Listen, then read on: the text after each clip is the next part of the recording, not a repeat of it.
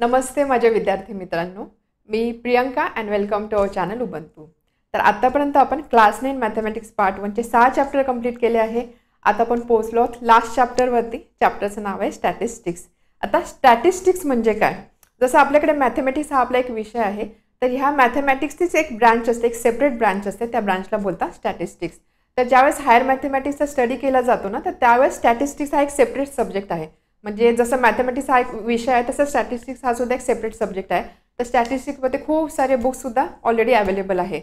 तर ह्या चॅप्टरमध्ये तुम्हाला ह्या स्टॅटिस्टिक्सच्या काही गोष्टी, काही बेसिक जे आहे त्या बेसिकचा तुम्हाला इथे अभ्यास करायचा आहे. जर तुम्ही इथे बघितलं टॉपिक्स टू बी कवर्ड जे मी लिहिलेले आहे, त्यावरून तुम्हाला अंदाज येईल की हा चॅप्टर थोडासा लेंथी आहे. लेंथी असला म्हणून काही प्रॉब्लेम नाही. हे जे सगळे टॉपिक्स आहे, हे सगळे टॉपिक्स इझी आहे. आपण अगदी आरामामध्ये प्रत्येक टॉपिक वाईज सगळ्या काही गोष्टी इथे समजून घेणार आहोत. तर आता स्टॅटिस्टिक्स या चॅप्टरमध्ये आपल्याला नेमका कसला अभ्यास करायचा आहे त्याचा एकदा आपण ओव्हरव्ह्यू घेऊया. तर टॉपिक्स टू बी कवर्ड. सगळ्यात आधी आपण स्टार्ट करणं व्हॉट इज स्टॅटिस्टिक्स. आता जो आपला टॉपिक आहे चॅप्टरचं जे नाव आहे, सगळ्यात आधी त्याचा अर्थ काय ते आपण बघणारच आहोत. सो व्हॉट इज स्टॅटिस्टिक्स, यामध्ये आपण स्टॅटिस्टिक्स म्हणजे काय किंवा त्याचं प्रॅक्टिकल ॲप्लिकेशन काय आहे किंवा त्याचा यूज कुठे होते त्याची सगळी इन्फॉर्मेशन आपण या पॉईंटमध्ये कव्हर करणार आहोत. त्यानंतर आपण एक रिव्हिजन करणार आहोत, कारण हा चॅप्टर तुम्हाला पहिल्यांदाच आला असं नाही. इव्हन तुमच्या क्लास 7, 8मध्ये सुद्धा तुम्हाला याच्याशी रिलेटेड काही टॉपिक्स होते. तर त्यामध्ये 2 टॉपिक्स ह्या चॅप्टरमध्ये मेन्शन केलेले आहे. ते टॉपिक्स आहे सिम्पल बार डायग्राम किंवा सिम्पल बार ग्राफ आणि जॉईंट बार ग्राफ. त्याचा तुम्ही अभ्यास केलेला आहे. तर बार ग्राफ म्हणजे आठवतं काय असतं? एक असा ग्राफ असतो ज्यामध्ये असे काही बार्स असतात किंवा असे पोल्स असतात, बरोबर? आठवते? अच्छा, याचा तुम्ही अभ्यास केलेला की असं काही शेडेड केलेले असतात किंवा मग इथे काही नंबर, इथे काही जसं इथे फॉर एक्झाम्पल 2012, 2013, 2014 असे काही नंबर्स लिहिलेले असेल किंवा काही इयर्स लिहिलेले असतील, इथे कसली तरी व्हॅल्यूज असणार आहे, त्याला आपण बोलायचं बार डायग्राम किंवा बार ग्राफ. त्याचं आपण एकदा रिव्हिजन करणार आहोत.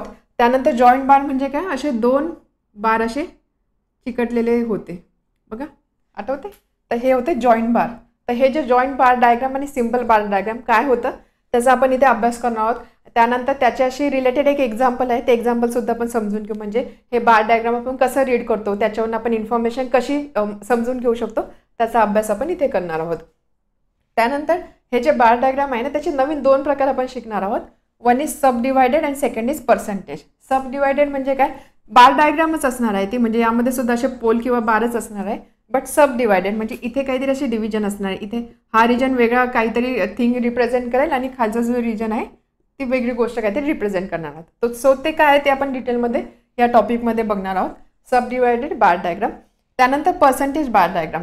पर्सेंटेज बार डायग्राम म्हणजे काय? आपल्याकडे जे इन्फॉर्मेशन असेल किंवा जो काही डेटा असेल, नंबर असेल, त्याला पर्सेंटेजमध्ये कन्वर्ट केला जातो आणि त्यानंतर ते बार डायग्रामच्या फॉर्ममध्ये रिप्रेझेंट केला जातो. So that is called as percentage bar diagram. त्याचा अभ्यास आपण इथे करणार आहोत. देन त्यानंतर हे झालं सगळं ग्राफशी रिलेटेड डेटा, म्हणजे बार डायग्रामशी रिलेटेड हे 2 टाईप, त्यानंतर हे 2 टाईप. त्यानंतर आपण पुढे जाऊन बघणार आहोत स्टॅटिस्टिक्स अँड डेटा कलेक्शन. आता आपल्याला स्टॅटिस्टिक्समध्ये अभ्यास करायचा आहे, तर सगळ्यात पहिली स्टेप काय असणार आहे की आपल्याला त्याच्यासाठी काही डेटा लागणार आहे. सो आपल्याला सगळ्यात पहिली स्टेप असणार आहे की हा डेटा आपल्याला कलेक्ट करायचा. तर डेटा म्हणजे काय किंवा डेटा कशा पद्धतीने कलेक्ट केला जातो त्याचा अभ्यास आपण इथे करणार आहोत. त्यानंतर हा जो डेटा आपण कलेक्ट केलेला आहे, तर त्या डेटाचे 2 टाईप असतात की depending on method of collection, आपण तो कोणत्या पद्धतीने कलेक्ट करतो त्यानुसार त्याचे 2 टाईप दिलेले आहे. So first is primary data, second is secondary data. तर प्रायमरी डेटा काय असतो, सेकंडरी डेटा काय असतो, त्याच्यामध्ये डिफरन्स काय आहे, त्याचे एक्झाम्पल्स काय आहे, त्याचा अभ्यास आपण इथे करणार आहोत. त्यानंतर next is frequency distribution table, FDT, frequency distribution table. तर हे काय असतं बघा. आता सगळ्यात आधी फ्रिक्वेन्सी म्हणजे काय? What is frequency? फ्रिक्वेन्सीचा अर्थ कळतो. फ्रिक्वेन्सी म्हणजे रिपिटेशन किती वेळेस झालं. फॉर एक्झाम्पल सपोज नाशिक ते मुंबई काही बसेस होल डे, पूर्ण दिवस बसेस काही चालत आहे. तर सपोज फॉर एक्झाम्पल एका दिवसामध्ये नाशिक ते मुंबई या 6 बसेस जात आहे, starting from Nashik and reaching to Mumbai. तर अशा 6 बसेस आहे. म्हणजे नाशिक ते मुंबई या बसची फ्रिक्वेन्सी किती झाली? 6. किती वेळेस एखादी गोष्ट रिपीट होते त्याला बोलतात फ्रिक्वेन्सी. ठीक आहे. तर फ्रिक्वेन्सी डिस्ट्रीब्युशन टेबल म्हणजे काय? तर आपल्याकडे काही डेटा असणार आहे, फ्रिक्वेन्सीचा डेटा असणार आहे आणि तो डेटा आपण टेबलच्या फॉर्ममध्ये रिप्रेझेंट करणार आहोत. तर त्याला बोलतात फ्रिक्वेन्सी डिस्ट्रीब्युशन टेबल. ते डिटेलमध्ये आपण नंतर बघणारच आहोत. तर हा जो टेबल कसा असतो किंवा या टेबलचा सिग्निफिकन्स काय, तो कसा बनवतो ते आपण इथे बघणार आहोत FDT, फ्रिक्वेन्सी डिस्ट्रीब्युशन टेबलमध्ये. ठीक आहे, समजले इथपर्यंत. देन हा जो फ्रिक्वेन्सी डिस्ट्रीब्युशन टेबल आहे ना, तर यामध्ये याचे दोन टाईप आहे. एक आहे अनग्रुप्ड आणि ग्रुप्ड. जो आपल्याकडे जो डेटा असतो ना, तो डेटा अनग्रुप्ड आहे का ग्रुप्ड आहे, त्यानुसार फ्रिक्वेन्सी डिस्ट्रीब्युशन टेबलचे दोन टाईप आहे, अनग्रुप फ्रिक्वेन्सी डिस्ट्रीब्युशन टेबल आणि ग्रुप फ्रिक्वेन्सी डिस्ट्रीब्युशन टेबल. आता अनग्रुप्ड आणि ग्रुप्ड काय हे सुद्धा आपण ज्यावेळेस टॉपिकचा अभ्यास करू त्याच वेळेस समजून घेऊया. त्यानंतर हा जो ग्रुप फ्रिक्वेन्सी डिस्ट्रीब्युशन टेबल आहे ना, तर त्यामध्ये त्याच्या दोन मेथड्स असतात. तो जो डेटा असतो किंवा तो जो टेबल बनवायच्या ज्या मेथड्स आहेत त्या दोन मेथड आहे. फॉर ग्रुप 1 त्या मेथड आहे इन्क्लुझिव्ह मेथड आणि एक्सक्लुझिव्ह मेथड. इन्क्लुझिव्ह म्हणजे काय, इन्क्लूड करणे. एक्सक्लुझिव्ह म्हणजे काय, एक्सक्लूड करणे. म्हणजे यामध्ये काही गोष्टी समाविष्ट केल्या जातात, यामध्ये काही गोष्टी एक्सक्लूड केल्या जातात किंवा म्हणजे समाविष्ट केल्या जात नाही. तर त्याच्या दोन मेथड आहे, त्या मेथडचा आपण इथे अभ्यास करणार आहोत. त्यानंतर ह्या ग्रुप फ्रिक्वेन्सी डिस्ट्रीब्युशन टेबलसाठी सुद्धा आपल्याला काही टर्म्स लागणार आहे स्टॅटिस्टिक्समधल्या, तर त्याचा अभ्यास आपण इथे करणार आहोत. Basic terms in statistics. आता ह्या टर्म्स कोणत्या कोणत्या आहे बघा. क्लासचा अर्थ काय असतो, त्यानंतर क्लास मार्क काय असतो, त्यानंतर क्लास विड्थ काय असते, अशा काही 4-5 टर्म्स आहे. त्या काय असतात त्याचे एक्झाम्पल्स आपण समजून घेऊ, कारण त्याचा यूज आपल्याला यासाठी होणार आहे. ग्रुप फ्रिक्वेन्सी डिस्ट्रीब्युशन टेबल बनवण्यासाठी त्या टर्मचा यूज होणार आहे. सो त्या टर्म्स आपण इथे समजून घेणार आहोत. Cumulative frequency. फ्रिक्वेन्सी म्हणजे कळलं आपल्याला काय, फ्रिक्वेन्सी म्हणजे एखादी गोष्ट किती वेळेस रिपीट होते त्याला आपण बोलतो फ्रिक्वेन्सी. तर क्युम्युलेटिव्ह फ्रिक्वेन्सी म्हणजे काय, आपल्याकडे असं काही डेटा दिलेला असतो, त्यामध्ये काही फ्रिक्वेन्सीज दिल्या असतात. तर क्युम्युलेटिव्ह फ्रिक्वेन्सी कॅल्क्युलेट करण्यासाठी काय केलं जातं, या ज्या फ्रिक्वेन्सीज आहे ना, सक्सेसिव्ह फ्रिक्वेन्सीज त्या ॲड केल्या जातात. सक्सेसिव्ह फ्रिक्वेन्सीज ॲड केल्यानंतर जी फ्रिक्वेन्सी मिळते त्याला बोलतात क्युम्युलेटिव्ह फ्रिक्वेन्सी. तर ॲज ऑफ नाउ एवढं लक्षात ठेवा की क्युम्युलेटिव्ह फ्रिक्वेन्सी म्हणजे काय, फ्रिक्वेन्सीज ॲड केल्या जातात आणि त्यानंतर जी फ्रिक्वेन्सी मिळते त्याला बोलतात क्युम्युलेटिव्ह फ्रिक्वेन्सी. डिटेलमध्ये आपण ज्यावेळेस हा टॉपिकचा अभ्यास करू त्यावेळेस क्युम्युलेटिव्ह फ्रिक्वेन्सी कशी कॅल्क्युलेट केली जाते ते आपण बघणार आहोत. तर यामध्ये सुद्धा less than type, more than type, तर असे दोन टाईप्स दिलेले आहे. तर त्याचे टेबल कसे बनवायचे त्याचा अभ्यास आपण इथे करणार आहोत. त्यानंतर मेजर ऑफ सेंट्रल टेंडन्सी. आता आपल्याकडे डेटा दिलेला आहे, ठीक आहे, आपल्याकडे काही डेटा असणार आहे. तर त्या डेटाचे ना ज्या प्रॉपर्टीज आहे किंवा मग त्या डेटाचं जे बिहेवियर पॅटर्न असतो त्याचा जो अभ्यास असतो तो अभ्यास करण्यासाठी आपल्याला हे 3 मीन दिलेलं आहे. सेंट्रल टेंडन्सी म्हणजे काय, की त्या डेटाची टेंडन्सी काय आहे, की त्या डेटाचं सेंटर कुठे लाय होतं त्याला बोलतात सेंट्रल टेंडन्सी. तर ही सेंट्रल टेंडन्सी मेजर करण्याचे 3 मेजर्स दिलेले आहे. त्याचा आपण अभ्यास करणार आहोत, मीन, मोड आणि मेडियन. मे बी यामधले तुम्हाला हे मीन मेडियन सुद्धा माहितीच असेल. मीन म्हणजे काय असतं, ॲव्हरेज, सरासरी, त्याला बोलता मीन. म्हणजे डेटामध्ये जे व्हॅल्यूज असेल त्याचा ॲव्हरेज घ्यायचा, त्या ॲव्हरेजला आपण बोलतो मीन. मोड म्हणजे काय, कोणता नंबर किती वेळ जास्तीत जास्त रिपीट होतो तो त्या डेटाचा मोड असणार आहे. म्हणजे जर तुमच्याकडे 10 नंबर्स दिलेले असतील आणि त्यामध्ये एखादा नंबर जे 4 वेळेस रिपीट होतोय, बाकी सगळे नंबर्स एकच वेळेस रिपीट होत आहे, तो हा जो 4 वेळेस रिपीट होणार नंबर असतो त्याला बोलता मोड. आणि त्यानंतर मेडियन. मेडियन म्हणजे काय असतं, की जो डेटा असतो तो डेटा आपण असेंडिंग किंवा डिसेंडिंग ऑर्डरमध्ये अरेंज केला, त्यानंतर जी सेंट्रल व्हॅल्यू असणार आहे त्याला बोलता मेडियन. हे काय, हे सुद्धा आपण विथ एक्झाम्पल या टॉपिकमध्ये कव्हर करणार आहोत. आणि सगळ्यात शेवटी असणार आहे समरी. ज्या गोष्टींचा आपण अभ्यास केला त्याची एक धावती रिव्हिजन. यासोबत या चॅप्टरमध्ये आय थिंक 5 किंवा 6 प्रॅक्टिस सेट आहे, एक प्रॉब्लेम सेट आहे. त्या प्रॉब्लेम सेट आणि प्रॅक्टिस सेटमधले सगळे क्वेश्चन्स आपण इथे सोडवणार आहोत. तर आता आपण सुरू करू chapter with first topic, what is statistics. What is statistics. आता स्टॅटिस्टिक्स म्हणजे काय ते आपल्याला इथे समजून घ्यायचं आहे. जसं आपण आधी पण डिस्कस केलं की स्टॅटिस्टिक्स काय, हे मॅथमॅटिक्सची एक ब्रांच आहे की ज्याच्यामध्ये आपण डेटा आणि नंबरचा स्टडी करतो. तर सगळ्यात आधी डेटा म्हणजे काय. डेटा म्हणजे काय असतं, एखादी information generally in the form of number. असं काही नाही की प्रत्येक वेळेस ही इन्फॉर्मेशन नंबरच्याच फॉर्ममध्ये असेल. ही इन्फॉर्मेशन कधी टेक्स्टच्या फॉर्ममध्ये सुद्धा असू शकते. सो ही जी information in the form of number or text असेल त्याला बोलता डेटा. डेटाचं एक्झाम्पल घ्यायचं झालं तर सपोज तुमच्या क्लासमध्ये 100 मुलं आहे, 100 स्टुडंट्स आहे, ठीक आहे. आणि त्यानंतर तुमच्या क्लासमधल्या सगळ्या स्टुडंटची हाईट मेजर केली गेली. लेट्स से कोणाची हाईट आली 160 सेंटीमीटर, कोणाची 150 सेंटीमीटर, 155 सेंटीमीटर, 158 सेंटीमीटर, अशी डिफरंट हाईट मेजर केल्या गेली. तर ही जी सगळी माहिती असणार आहे, ही जी सगळी इन्फॉर्मेशन असणार आहे 100 स्टुडंटच्या हाईटची, तर या इन्फॉर्मेशनला आपण बोलणार डेटा. ठीक आहे, data of height of students from class 9 हा झाला डेटा. त्याच पद्धतीने सपोज तुमचा एखादा पेपर झाला, एक्झाम झाली, एखादा पेपर झाला, त्या पेपरमध्ये मिळालेले मार्क्स, प्रत्येक विद्यार्थ्याला मिळालेले मार्क्स, त्याची जी इन्फॉर्मेशन असणार आहे त्याला सुद्धा आपण डेटा बोलू शकतो. त्यानंतर सपोज महाराष्ट्रामध्ये गेल्या 5 वर्षामध्ये जून महिन्यामध्ये किती पाऊस पडला, ठीक आहे, गेल्या 5 वर्षामध्ये जून महिन्यामध्ये किती पाऊस पडला, त्याची जी इन्फॉर्मेशन असणार आहे त्याला सुद्धा आपण डेटा बोलू शकतो. सो थोडक्यात डेटा म्हणजे काय, काहीतरी इन्फॉर्मेशन असते generally in the form of number or text, त्याला बोलता डेटा. ठीक आहे, डेटा समजला. तर हा जो डेटा असतो या डेटाचा अभ्यास जो आहे तो या टॉपिकमध्ये केला जातो स्टॅटिस्टिक्समध्ये. आता हा अभ्यास कसा केला जातो? सगळ्यात आधी जनरली स्टॅटिस्टिक्स म्हणजे काय की डेटा कलेक्शन, ही जी इन्फॉर्मेशन आहे ही इन्फॉर्मेशन कलेक्ट करायची, दॅट इज डेटा कलेक्शन. त्यानंतर ही जी इन्फॉर्मेशन कलेक्ट केली त्याचं ॲनालिसिस करायचं, डेटाचं ॲनालिसिस, आणि त्यानंतर ती जी इन्फॉर्मेशन आहे ती प्रेझेंट करायची, प्रेझेंटेशन. तर जनरली या सगळ्या गोष्टी ज्या आहे या सगळ्या गोष्टी या स्टॅटिस्टिक्समध्ये कव्हर केल्या जातात. म्हणजे जसं तुमच्या वर्गामध्ये असणाऱ्या स्टुडंटची आपण हाईट मेजर केली तर ही जी सगळी इन्फॉर्मेशन असणार आहे जी आपण रेकॉर्ड केली, so that is nothing but data collection. हा आपण डेटा कलेक्ट केला, राईट. त्यानंतर त्याचं आपण ॲनालिसिस करणं. ॲनालिसिस म्हणजे काय? तो डेटा बघून आपण बघणार की ओके क्लासमध्ये मुलांची ॲव्हरेज हाईट एवढी आहे, किंवा मग इतक्या सेंटीमीटरपेक्षा कमी असणारी मुलं एवढे आहे, इतक्या सेंटीमीटरपेक्षा जास्त असणारी मुलं एवढे आहे. तर हे जे सगळं इन्फॉर्मेशन जे आपण विचार करून त्याचा जो ॲनालिसिस करतो that comes under data analysis. ठीक आहे. त्यानंतर नेक्स्ट इज डेटा प्रेझेंटेशन. आपल्याला तर समजलं आता डेटा ॲनालिसिस आपण केला. आता डेटाचं प्रेझेंटेशन. प्रेझेंटेशन म्हणजे काय? मे बी तुम्ही एखादा ग्राफ ड्रॉ करू शकता. ठीक आहे. ह्या ग्राफमध्ये तुम्ही प्रत्येक जेवढे 100 स्टुडंट्स आहे प्रत्येक स्टुडंटने त्याची हाईट अशी मार्क करणार लेट्स से, आणि त्यानंतर त्याचा एक आपण ग्राफ ड्रॉ करणार. असं नेसेसरी नाही की हाच ग्राफ असेल, असा ग्राफ ड्रॉ करू शकता, किंवा मग एखादा बार डायग्रामसुद्धा ड्रॉ करू शकता. सो थोडक्यात काय? प्रेझेंटेशन, याला बोलता प्रेझेंटेशन. तर हे जे सगळं असतं याचा अभ्यास स्टॅटिस्टिक्समध्ये केला जातो. स्टॅटिस्टिक्स, आता हा वर्ड आला कुठून? तर याचं ॲक्च्युअल ओरिजिन आहे फ्रॉम वर्ड स्टेटस. ठीक आहे. स्टेटस हा एक लॅटिन वर्ड आहे आणि ज्याचा मिनिंग असतो situation of state. Situation of state. तर पूर्वीच्या काळी राजा महाराजांच्या काळामध्ये ज्यावेळेस आपल्या स्टेटची काही सिच्युएशन समजून घ्यायची असेल, सिच्युएशन म्हणजे काय? आपल्या राज्यामध्ये किती पॉप्युलेशन आहे, किंवा किती मिलिटरी फोर्स आहे, किंवा लँडची काही इन्फॉर्मेशन जर राजाला माहिती करून घ्यायची असेल तर त्यावेळेस तो रेफर करायचा situation of state. Situation of state म्हणजेच काय? स्टेटस. आणि हा सगळ्या गोष्टींचा अभ्यास, स्टेटस त्याचा अभ्यास म्हणजे झाला स्टॅटिस्टिक्स. सो थोडक्यात हा जो स्टेटस वर्ड आहे या स्टेटस वर्डवरनं वर्ड आलेला आहे स्टॅटिस्टिक्स. तर यावरून तुमच्या लक्षात येईल की पूर्वीच्या काळी सुद्धा ॲडमिनिस्ट्रेटिव्ह पर्पजसाठी स्टॅटिस्टिक्सचा यूज केला जायचा. तर यामध्ये एक मॅथमॅटिशियन आहे, त्यांचं नाव आहे सर R.A. फिशर.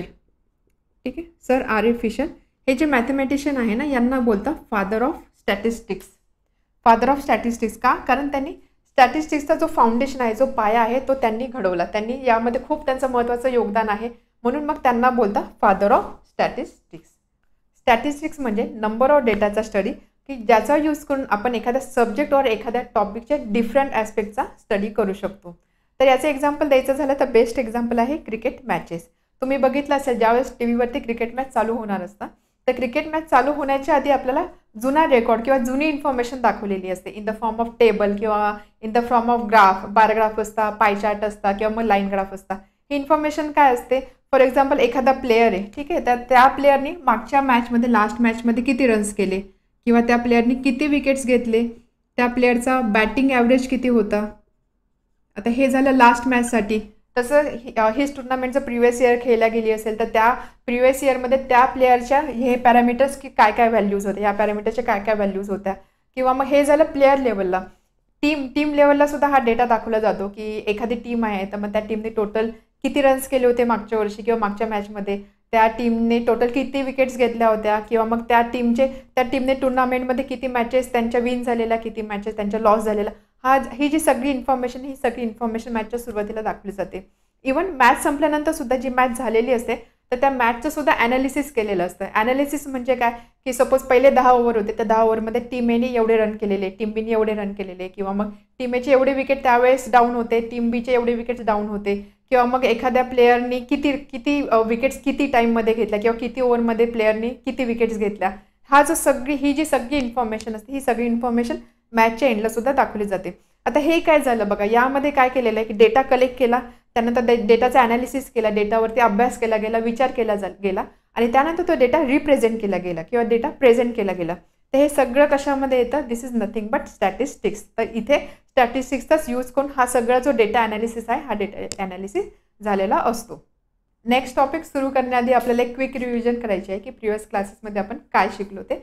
तर आपल्याला 2 टॉपिकची रिव्हिजन करायची आहे. एक आहे सिम्पल बारग्राफ आणि दुसरा आहे मल्टिपल बारग्राफ किंवा जॉईंट बारग्राफ. आता सिम्पल बारग्राफ म्हणजे आपण काय शिकलो होतं बघा, त्यासाठी एक एक्झाम्पल घेऊ आपण. लेट्स से आपण एक केस घेऊ की ज्याच्यामध्ये एक फार्मर आहे आणि त्या फार्मरनी एक व्हीटचं प्रोडक्शन घेतलं लेट्स से.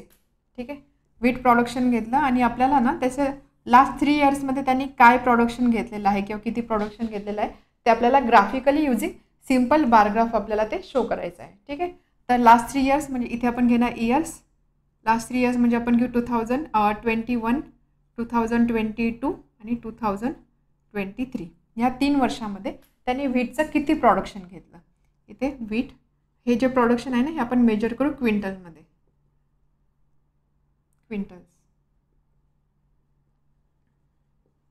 तर लेट्स से 2021मध्ये त्यांनी प्रोडक्शन घेतलं 30 क्विंटल, नंतर 22मध्ये घेतलं 20 क्विंटल आणि 23मध्ये घेतलं 50 क्विंटल्स. ही इन्फॉर्मेशन आहे, हा डेटा आपल्याकडे आहे. आता या डेटाचा यूज करून आपल्याला सिम्पल बार ग्राफचा यूज करून हा डेटा आपल्याला शो करायचा आहे किंवा रिप्रेझेंट करायचा आहे. तर आता बार ग्राफ आपण कसा ड्रॉ करत होतो बघा, आठवा. सगळ्यात आधी आपल्याला काय पाहिजे, 2 ॲक्सिस पाहिजे. जो हॉरिझॉन्टल ॲक्सिस असतो त्याला बोलता एक्स ॲक्सिस, जो व्हर्टिकल ॲक्सिस असतो त्याला बोलता वाय ॲक्सिस. वाय ॲक्सिसवरती आपण कोणत्या व्हॅल्यू रिप्रेझेंट करतो की ज्या एक्सवरती डिपेंडंट असतात त्याला त्या व्हॅल्यू पण वायवरती रिप्रेझेंट करतो. त्यामुळे एक्सवर डिपेंडंट असणाऱ्या व्हॅल्यू म्हणजेच कोणत्या असणार आहे, या व्हॅल्यूज. व्हीट म्हणजे आपण वाय ॲक्सिसवरती काय दाखवणार आहोत, wheat. Wheat production in quintal. Wheat production in quintal. आणि एक्स ॲक्सिसवरती आपण काय दाखवणार आहोत की करस्पॉन्डिंग इयर्स, कोणत्या वर्षी किती व्हीट प्रोडक्शन झालं ते. त्यानंतर इथे आपल्याला स्केल पण लिहावे लागेल. 1 centimetre is equal to 10 quintals. ठीक आहे, स्केलसुद्धा आपल्याला इथे मेन्शन करावं लागते. 1 centimetre is equal to 10 quintals. तर आता आपल्याला 20, 30 आणि 50 या 3 व्हॅल्यू इथे दाखवायच्या आहे. त्यामुळे आपण अकॉर्डिंगली स्केल सिलेक्ट करू. आपण काय करू इथे 10, 20, 30, 40 and 50. So this is 10 quintal, then 20, 30, 40 and 50. ठीक आहे, आता आपल्याला ड्रॉ करायचं आहे ग्राफ. सगळ्यात आधी पहिलं आहे 2021. 2021मध्ये प्रोडक्शन किती होतं, 30. तर लेट्स आपण इथून सुरुवात करूया. 30 क्विंटल म्हणजे इथे येणार ना, तर आपण एक असा ग्राफ ड्रॉ करू, बार ड्रॉ करू. असा जो पोल ड्रॉ करता याला बोलता बार. आणि याला आपण बोलणार 2021. ओके, त्यानंतर नेक्स्ट 2022मध्ये किती होतं, 20 क्विंटल. तर 2022 लेट्स से आपण इथून सुरुवात करूया. 20 क्विंटल म्हणजे इथे. तर हा झाला सेकंड बार. This is 2022. त्यानंतर 23मध्ये आहे 50. 50 म्हणजे इथे टॉपला इथे. तर आपण हा इथून सुरू करणार आहोत. And this is 2023. ओके, इथे आपण असं दाखवूया. लेट्स से हे रिप्रेझेंट करतं व्हीट प्रोडक्शन. आणि हे जे बार आपण ड्रॉ केले त्याच्यामध्ये फक्त आपण अशा लाईन्स दाखवूया. तर हे जे प्रेझेंटेशन झालं याला बोलता सिम्पल बार ग्राफ. काय केलं आपण, फक्त बारनी त्या व्हॅल्यूज डिनोट केलेल्या आहे, याला बोलता सिम्पल बार ग्राफ. यामध्ये कंडिशन काय असतं, कंडिशन म्हणण्यापेक्षा आपल्याला प्रिकॉशन काय घ्यायचे असतं की हे जे सगळे पोल्स असतात किंवा हे जे सगळे बार असतात या सगळ्यांची विड्थ सारखीच पाहिजे प्रत्येक ठिकाणी. नाही तर एक तुम्ही छोटा काढाल एक मोठा काढाल असं नाही. आपल्याला दोघांची विड्थ जी आहे, ही जी विड्थ आहे विड्थ सगळ्यांची सारखी पाहिजे. आणि हे जे आहे हे इक्वी डिस्टन्स पाहिजे, म्हणजे ह्या 2 पोलमधलं डिस्टन्स ह्या 2 पोलमधलं डिस्टन्स सेम पाहिजे. तर याला बोलता सिम्पल बार ग्राफ.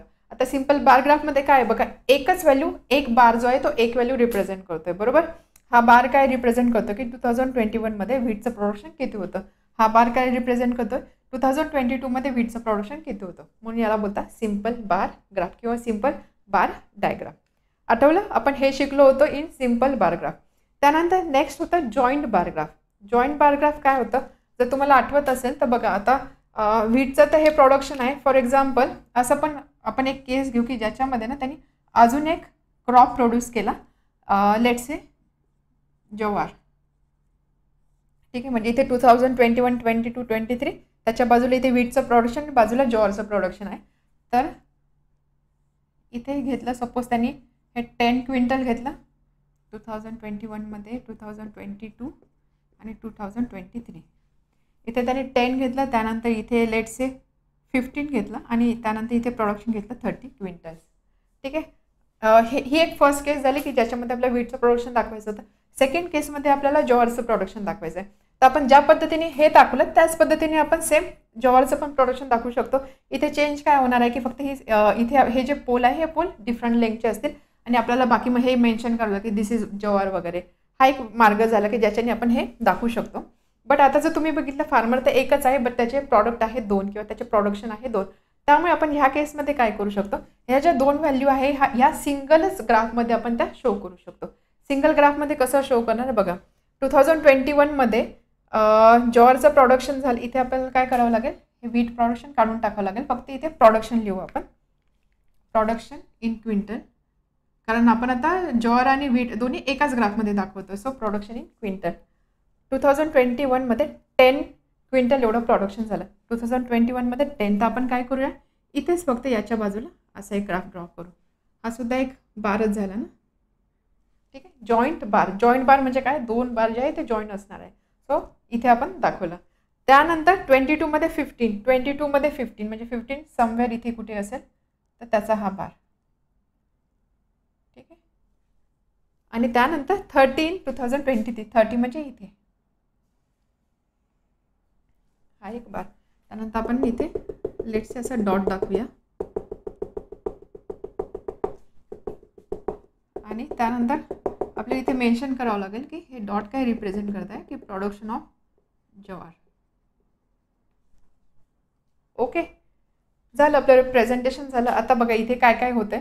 एकच ग्राफ आहे, एक फार्मर होतं, त्याचे 2 प्रोडक्शन होते. एकच ग्राफ आपण यूज केला आणि फक्त काय केलं, 2021 या वर्षामध्ये हा जो बार आहे तो दाखवतो व्हीटचं प्रोडक्शन, हा बार दाखवतो ज्वारचं प्रोडक्शन. तसं 2022 मध्ये सुद्धा हे व्हीटचं प्रोडक्शन आणि दिस इज ज्वारचं प्रोडक्शन. अशा पद्धतीने आपण एकाच ग्राफमध्ये दोन्ही व्हॅल्यू जे आहे त्या दोन्ही व्हॅल्यूज आपण रिप्रेझेंट केलेल्या आहे. तर याचा यूज काय बघा, जर तुम्ही बघितलं तर 2 वेगवेगळे ग्राफ कम्पेअर करणे आणि एकच ग्राफमधल्या 2 क्वांटिटी कम्पेअर करणे यामध्ये इझियर कोणतं असणार आहे, सेकंड केस. कारण बघा साईड बाय साईड व्हॅल्यूज आहे तर आपण लगेच एकाच ग्राफमध्ये ज्वार आणि व्हीटचं 3 वर्षाचं प्रोडक्शन कम्पेअर करू शकतो. सेकंड थिंग, 2 ग्राफ ड्रॉ करण्यापेक्षा एकाच ग्राफमध्ये सगळं काही आलं आहे म्हणजे आपल्याला स्पेससुद्धा लेस लागणार आहे. कमी जागेमध्ये सगळं काही आपलं प्रेझेंटेशन होणार आहे. यामध्ये सुद्धा अगेन सेम कंडिशन की ह्या ज्या वीड्स आहे ह्या वीड्स ज्या आहेत त्या सारख्या पाहिजे. म्हणजे एका एक जे प्रोडक्शन आहे किंवा एक जो टाईप आहे त्यासाठी जे तुम्ही बार ड्रॉ करणार आहे त्याची वीड सारखी पाहिजे. त्यानंतर हे डिस्टन्सेस सुद्धा इक्वल पाहिजे. या कंडिशन याला सुद्धा लागू होता. म्हणून याला बोलता joint bar graph. Joint bar graph का म्हणता, कारण याच्यामध्ये एकाच ग्राफमध्ये 2 बार जॉईन केलेले आहे म्हणून याला बोलता जॉईंट बार ग्राफ. तर समजलं जॉईंट बार ग्राफ केव्हा यूज करतो आपण, ज्यावेळेस आपल्याला कंपॅरेटिव्ह स्टडी करायचा असतो त्यावेळेस आपण हे जॉईंट बार ग्राफचा यूज केला जातो. हे सगळं आपण ऑलरेडी शिकलेलो आहोत. तर आता हे जे जॉईंट बार ग्राफ आहे ना याचा आपण एक एक्झाम्पल घेऊ की जर तुमच्याकडे ग्राफ दिलेला असेल तर ग्राफवरनं तुम्ही क्वेश्चन किंवा हा ग्राफ आपण कसा रीड करणार त्यावरून आपण क्वेश्चन कसे आन्सर करणार, ग्राफचं इंटरप्रिटेशन कसं असणार आहे ते आपण बघूया. त्यासाठी एक एक्झाम्पल घेऊ. जर तुमच्याकडे एखादा ग्राफ दिलेला असेल, जसं ह्या केसमध्ये हा जॉईंट बार ग्राफ दिलेला आहे तर तो ग्राफ कसा रीड करायचा किंवा त्याच्यामध्ये काय इन्फॉर्मेशन दिली आहे ती कशी समजून घ्यायची ते समजण्यासाठी हे एक्झाम्पल इथे आपण घेतोय.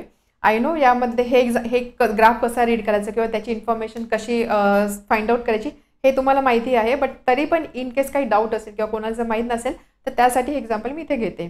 तर बघा काय एक्झाम्पल दिलेलं आहे. क्वेश्चन काय, a farmer has produce wheat and jowar in his field. तर एक फार्मरचं प्रोडक्शन दिलेलं आहे हा ग्राफमध्ये, ज्वार आणि व्हीटचं प्रोडक्शन.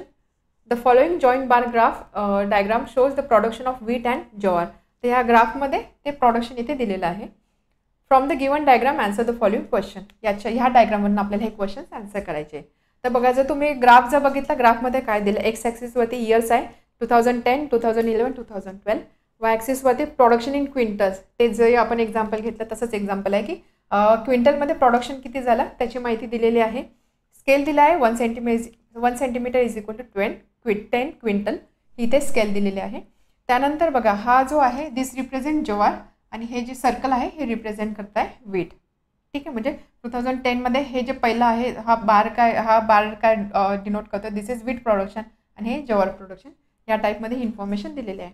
आता क्वेश्चन्स बघू काय आहे बघा. First question, which crop production has increase consistently in 3 years. तर त्यांनी विचारलं आहे की ज्वार किंवा व्हीट यामधलं कोणतं क्रॉप प्रोडक्शन 3 वर्षामध्ये कन्सिस्टंटली इन्क्रीज झालेलं आहे. तर बघा आपण सगळ्यात आधी बघूया हा पहिला, दॅट इज व्हीट. व्हीट आधी एवढा होता, इथे गेला म्हणजे हा असं वाढलेला आहे, कन्सिस्टंटली इन्क्रीज झाला आहे. त्यानंतर ज्वार इथे होता, इथे गेला, परत डाऊन झाला, म्हणजे हा वाढून परत खाली गेलेला आहे. क्वेश्चन काय आहे की कोणता कन्सिस्टंटली वाढला आहे, म्हणजे फर्स्ट क्वेश्चनचा आन्सर काय असणार आहे, व्हीट प्रोडक्शन. समजलं, व्हीट प्रोडक्शन वाढत गेलेलं आहे. सो पहिल्याचा आन्सर असणार आहे wheat production. Second question, by how many quintals the production of jowar has reduce in 2012 as compare to 2011. तर त्यांनी सांगितलं ज्वारचं प्रोडक्शन 2012 आणि 11चं आपल्याला कम्पेअर करायचं आहे. तर त्यांनी सांगितलं की बाय हाऊ मेनी क्विंटल्स, किती क्विंटलनी हे जे प्रोडक्शन आहे हे ज्वारचं प्रोडक्शन कमी झालेलं आहे. ज्वार म्हणजे कोणता, हे आणि हे ना, हे कितीनी कमी झालं आहे. तर 2011मध्ये बघा, सगळ्यात आधी 11मध्ये ज्वारचं प्रोडक्शन किती होतं, हा पॉईंट दिलेला ना आपल्याला. तर हा पॉईंट म्हणजे किती असणार आहे, this is 10, this is 15 quintal 2011मध्ये. त्यानंतर 12मध्ये किती झालं आहे बघा, ते 11-12, दिस इज 12 क्विंटल. तुमचे टेक्स्टबुक रेफर करा, टेक्स्टबुकमधलंच क्वेश्चन दिलेलं आहे. टेक्स्टबुकवरून तुम्हाला हे जे इथे जे लाईन्स दिले आहेत ते क्लिअर होतील. तर बघा, हे दिस इज 15, दिस इज 12.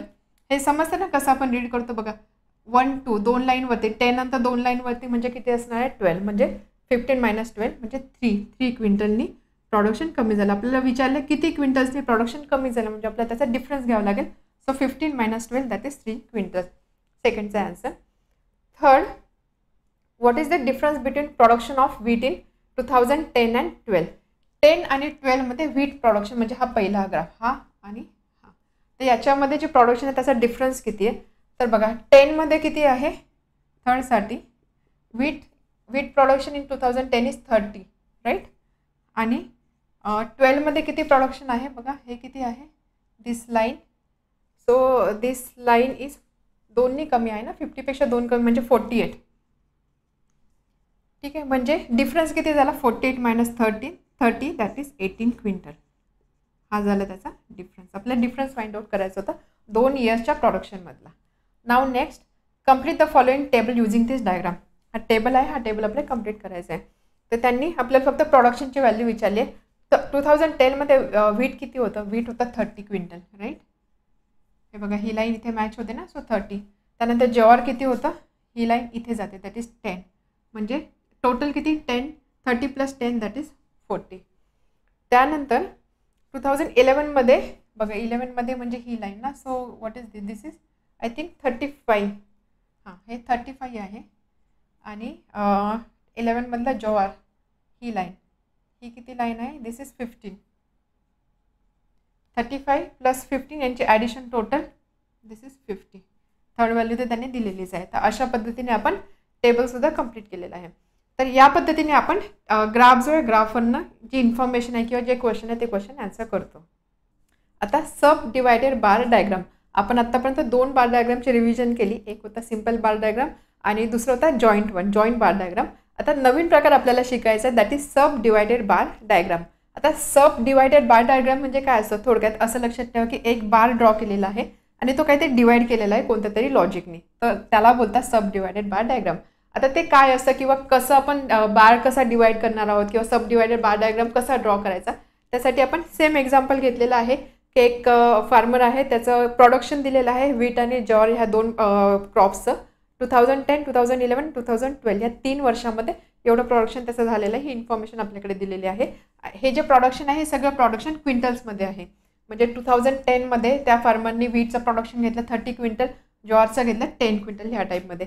आणि त्यानंतर आपण इथे टोटल पण केले की ह्या 2010मध्ये फार्मरचं टोटल प्रोडक्शन किती झालं, 30 + 10 that is 40. Total crop production 40 झालं. त्यामधलं 30 जे होतं ते व्हीटचं आहे आणि 10 आहे ते ज्वारचं आहे. सेम बाकीच्या केसेससाठी. आता आपल्याला याला आपल्याला रिप्रेझेंट करायचं आहे युझिंग सब डिवायडेड बार डायग्राम. तर सब डिवायडेड बार डायग्राममध्ये सगळ्यात आधी आपल्याला काय करावं लागेल बघा, इथे आपण रिप्रेझेंट करणार इयर्स आणि इथे रिप्रेझेंट करणार आपण प्रोडक्शन इन क्विंटल्स. तर इथे इयर्स, जी डिपेंडंट क्वांटिटी आहे ती आपण नेहमी वाय ॲक्सिसवर दाखवतो, त्यामुळे इथे असणार आहे प्रोडक्शन इन क्विंटल्स. ठीक आहे. त्यानंतर इथे स्केल ऑलरेडी लिहिलेला आहे की Y axis is equal to, Y ॲक्सिसवरती स्केल आहे 1 centimetre is equal to 20 quintal आपल्याला किती दाखवायचे आहे बघा, हे सगळ्या व्हॅल्यूज कव्हर झाल्या पाहिजे 60 पर्यंत. तर आपण काय करू, इथून सुरुवात करू. 10, 20, 30, 40, 50 अँड 60. तुम्ही ग्राफ पेपर्स यूज करणार आहात, त्यामुळे तुमचे मेजरमेंट अगदी ॲक्युरेट येतील. हे मी जस्ट ॲप्रॉक्सिमेट डिस्टन्स इथे घेतलेलं आहे, 10 to 60. वाय ॲक्सिसवरती स्केल आहे 1 centimetre is equal to 10 quintal. त्यानंतर इयर्स आहे 3, 2010, 2011, 2012. आता आपण बघतोय सब डिवायडेड बार डायग्राम. तर सगळी पहिली स्टेप काय असते की 2010च्या व्हॅल्यूज आपल्याला रिप्रेझेंट करायच्या. तर सगळ्यात आधी टोटल करा. 2010ची टोटल किती आहे, प्रोडक्शनची टोटल किती आहे, 30 + 10 दॅट इज 40. एक बार ड्रॉ करा आणि जो रिप्रेझेंट करेल 40. लेट्स आपण इथून स्टार्ट करतोय 40 इथे. तर टोटल रिप्रेझेंट करा 40. ठीक आहे, हे झालं 2010चं. टोटल प्रोडक्शनसाठी एक बार ड्रॉ केला. त्यानंतर हा जो बार आहे ना, हा आपल्याला सब डिवाइड करायचा आहे. सब डिवाइड करायचं म्हणजे काय, वीट आहे 30, जॉर आहे 10. आपण वीटपासून सुरुवात करू. 30 म्हणजे इथे आपण मार्क करणार. हे एवढं 30 आणि 30 to 40 हे किती असणार आहे, दिस इज 10 ना, बरोबर. हे 40 आहे, हे 30, म्हणजे एवढं डिस्टन्स किती असणार आहे, 10. 40 - 30 10 म्हणजेच काय, जॉर. तर आपण हे टोटल 40 दाखवलं. हे खालचं जे हे वीट आहे आणि हे वरचं जे आहे दॅट इज जॉर. हे झालं 2010साठी. त्यानंतर 2011साठी बघा टोटल किती आहे, 50 म्हणजे इथे ना. सो आपण काय करूया, इथून इथपर्यंत आपल्याला बार ड्रॉ करायचा आहे. 2011 आणि त्यानंतर तसंच 2012साठी किती आहे, 60. तो 60 इथे आहे. तर बघा आपण हे जे बार्स असतात ना, हे इक्वी डिस्टन्स घ्यायचे असतं आपल्याला नेहमी. म्हणजे 2 बारमधलं जे डिस्टन्स आहे ते इक्वल पाहिजे. आणि त्यानंतर ही जी विड्थ आहे, ही विड्थसुद्धा सारखीच पाहिजे. त्यानंतर इथे 60. तुम्ही ग्राफ पेपर्स यूज कराल, त्यामुळे तुमचे जे ग्राफ्स आहेत ते ॲक्युरेट असणार आहे. इथे मी ॲप्रॉक्सिमेटली घेते, त्यामुळे विड्थ कमी जास्त होईल किंवा डिस्टन्ससुद्धा कमी जास्त होण्याचे चान्सेस आहे. सो 2010, 2011 अँड 2012 टोटल प्रोडक्शन आपण दाखवून दिलं. त्यानंतर इथे 30 आणि 10. 2011मध्ये किती होतं, 35 वीट होतं आणि जॉर होतो 15. 35 म्हणजे बघा 30 आणि 40चा मिडल पॉईंट, म्हणजे इथे कुठेतरी तो असणार आहे. ठीक आहे, हे 35 आणि त्यानंतर इथे बघा हे 35 to 50. 35 to 50 म्हणजे कधी, 50 - 35 दॅट इज 15. म्हणजे हे एवढं झालं 15. ओके. Third 48 and 12. 48 म्हणजे 50च्या थोडं खाली 2 युनिट्स खाली यावं लागेल. So let's say this is 48. तर एवढं वीटचं प्रोडक्शन झालं. हे 48 आणि हे 60. सो 60 - 48 किती, 12 म्हणजे हे जॉरचं प्रोडक्शन झालं. आता हे जे आहे, हे जे आपण डिवाइड केलेलं आहे, हे डिस्टिंग्विश झालं पाहिजे. म्हणजे आपल्याला कळलं पाहिजे कोणता पार्ट काय रिप्रेझेंट करतो. त्यासाठी आपल्याला काय करावं लागेल, आपल्याला इथे काहीतरी सिस्टीम करावं लागेल. लेट्स से आपण डॉट आणि लाईन्सचा यूज करू. हे डॉट रिप्रेझेंट लाईन्स यूज करता वीट आणि डॉट रिप्रेझेंट करताय जॉर. ठीक आहे. आता वीट म्हणजे कोणता, वीट म्हणजे आपण पहिला जो दाखला तो म्हणजे हा खालचा. तर इथे आपण कलरसुद्धा यूज करू शकतो वेगळे. आपण रेडनीच दाखवू. हा हे वीट प्रोडक्शन, हे सुद्धा वीट प्रोडक्शन आणि हे सुद्धा वीट प्रोडक्शन. आणि त्यानंतर वरती जे असणार आहे, हे जे असणार आहे वर, तर ते आहे जॉर प्रोडक्शन. तर जॉर प्रोडक्शन ह्या पद्धतीने आपण इथे दाखवणार डॉट्सने. इथे जे आपण मेन्शन केलं त्याच पद्धतीने आपल्याला इथे डिनोट करायचे. तर याला बोलता सब डिवायडेड बार डायग्राम. समजलं सब डिवायडेड का बोलता, एकच बार ड्रॉ केलेला आहे. ह्या बारमध्येच 2 व्हॅल्यूज प्रेझेंट केल्या, 2 क्वांटिटी आपण इथे यामध्येच रिप्रेझेंट केलेला आहे. हा एवढा वीट आणि हा एवढा जॉर. समजलं. आणि यामध्ये बघा सगळ्यात आधी तुम्हाला टोटल किती, टोटल मार्क करा, ते बार ड्रॉ करा. त्यानंतर जी पहिली क्वांटिटी आहे ना ती फक्त मार्क करा. ऑटोमॅटिकली हे जे आहे ना, this portion will automatically represent second quantity. कारण आपण टोटल घेतलं आहे, टोटलमधनं जे हे मायनस केलं तुम्हाला हे मिळणार आहे, बरोबर. त्याच लॉजिकनी टोटल बारमधनं जे हे मायनस केलं तर तुम्हाला ही व्हॅल्यू म्हणजे सेकंड व्हॅल्यू इथे मिळणार आहे. त्यामुळे याचं तुम्हाला मेजरमेंट किंवा चेक पण करण्याची गरज नाही. ऑटोमॅटिकली ही सेकंड व्हॅल्यू बरोबर असणार आहे. त्यामुळे टोटल ड्रॉ करा, टोटल डिनोट करा बारने. त्यानंतर मार्किंग करा according to first quantity. Second quantity automatically second quantity represent करणार आहे. याला बोलतात सब डिवायडेड बार डायग्राम. यामध्ये इम्पॉर्टंट काय असतं की हे जे 2 आपण केलेले आहे ना, हे 2 टाईप्स म्हणजे टाईप्स किंवा 2 प्रॉडक्ट्स आहे, तर ते डिस्टिंग्विश झाले पाहिजे. त्यामुळे इथे तुम्ही एकतर कलर सिस्टीम वेगळी यूज करू शकता किंवा अशी मार्किंगसुद्धा वेगळी करू शकता. आणि सेकंड थिंग, इम्पॉर्टंट थिंग काय आहे की बघा, पहिल्या ग्राफमध्ये आपण खाली वीट दाखवला, वरती जॉर दाखवला. सेकंड ग्राफमध्ये सुद्धा आपल्याला सेम ऑर्डर फॉलो करायची. असं नाही की तुम्ही इथे जॉर दाखवणार, इथे वीट दाखवणार, असं नाही. पहिल्या ग्राफमध्ये जी ऑर्डर फॉलो केली, पहिले वीट, नंतर जॉर, वीट जॉर, वीट जॉर, हीच ऑर्डर आपल्याला नेहमी फॉलो करायची असते. हे झालं सब डिवायडेड बार डायग्राम. समजलं काय असतं, फरक लक्षात घ्या. सिंपल बार डायग्राम, त्यानंतर जॉईंटमध्ये आपण फक्त side by side 2 bar draw करत होतो. तोच डेटा आपण सब डिवायडेडनी कसा करत होतो, आपण टोटल रिप्रेझेंट करतो आणि मध्ये डिवाइड करतो, मध्ये मार्किंग करतो अकॉर्डिंग टू फर्स्ट प्रॉडक्ट किंवा फर्स्ट क्वांटिटीच्या अकॉर्डिंग आपण ते मार्किंग करतो. याला बोलतात सब डिवायडेड बार डायग्राम. बार डायग्रामचा लास्ट टाईप दिलेला आहे पर्सेंटेज बार डायग्राम. आता पर्सेंटेज बार डायग्राम म्हणजे काय, नाव वाचूनच तुमच्या लक्षात येईल की आपल्याला दिलेलं क्वांटिटी मे बी पर्सेंटमध्ये कन्वर्ट करावं लागतील आणि मग त्या बार डायग्रामचा यूज करून आपल्याला त्या रिप्रेझेंट करावं लागतील. तर सगळ्यात आधी पर्सेंटेज बार डायग्रामची रिक्वायरमेंट काय आली किंवा याचा यूज का केला जातो, त्यासाठी एक सिंपल एक्झाम्पल बघू आपण. सपोज एक ट्री प्लांटेशन प्रोग्राम झाला की ज्याच्या अंतर्गत झाडं लावण्यात गेली. तर लेट्स से आपण असं कन्सिडर करू की 3 प्रकारच्या जमिनीवरती झाडं लावली, लँड ए, लँड बी आणि लँड सी, अशा 3 टाईपच्या जमिनीवरती झाडं लावण्यात आली. तर यामध्ये आपण असं कन्सिडर करू की लँड ए वरती सपोज 50 प्लांट्स 50 जे झाडं आहे ते लावले गेली, 50 झाडं लावल्या गेली आणि त्यामध्ये सर्वाईव्ह झाली 20 झाडं जगली. ठीक आहे. त्यानंतर लँड बी वरती लेट्स से 100 झाडं लावली आपण आणि त्यामध्ये सर्वाईव्ह झाली 50. त्यानंतर सी केस घेऊ आपण, लेट्स से 40 झाडं लावली होती आणि त्यामध्ये सर्वाईव्ह झाली 30.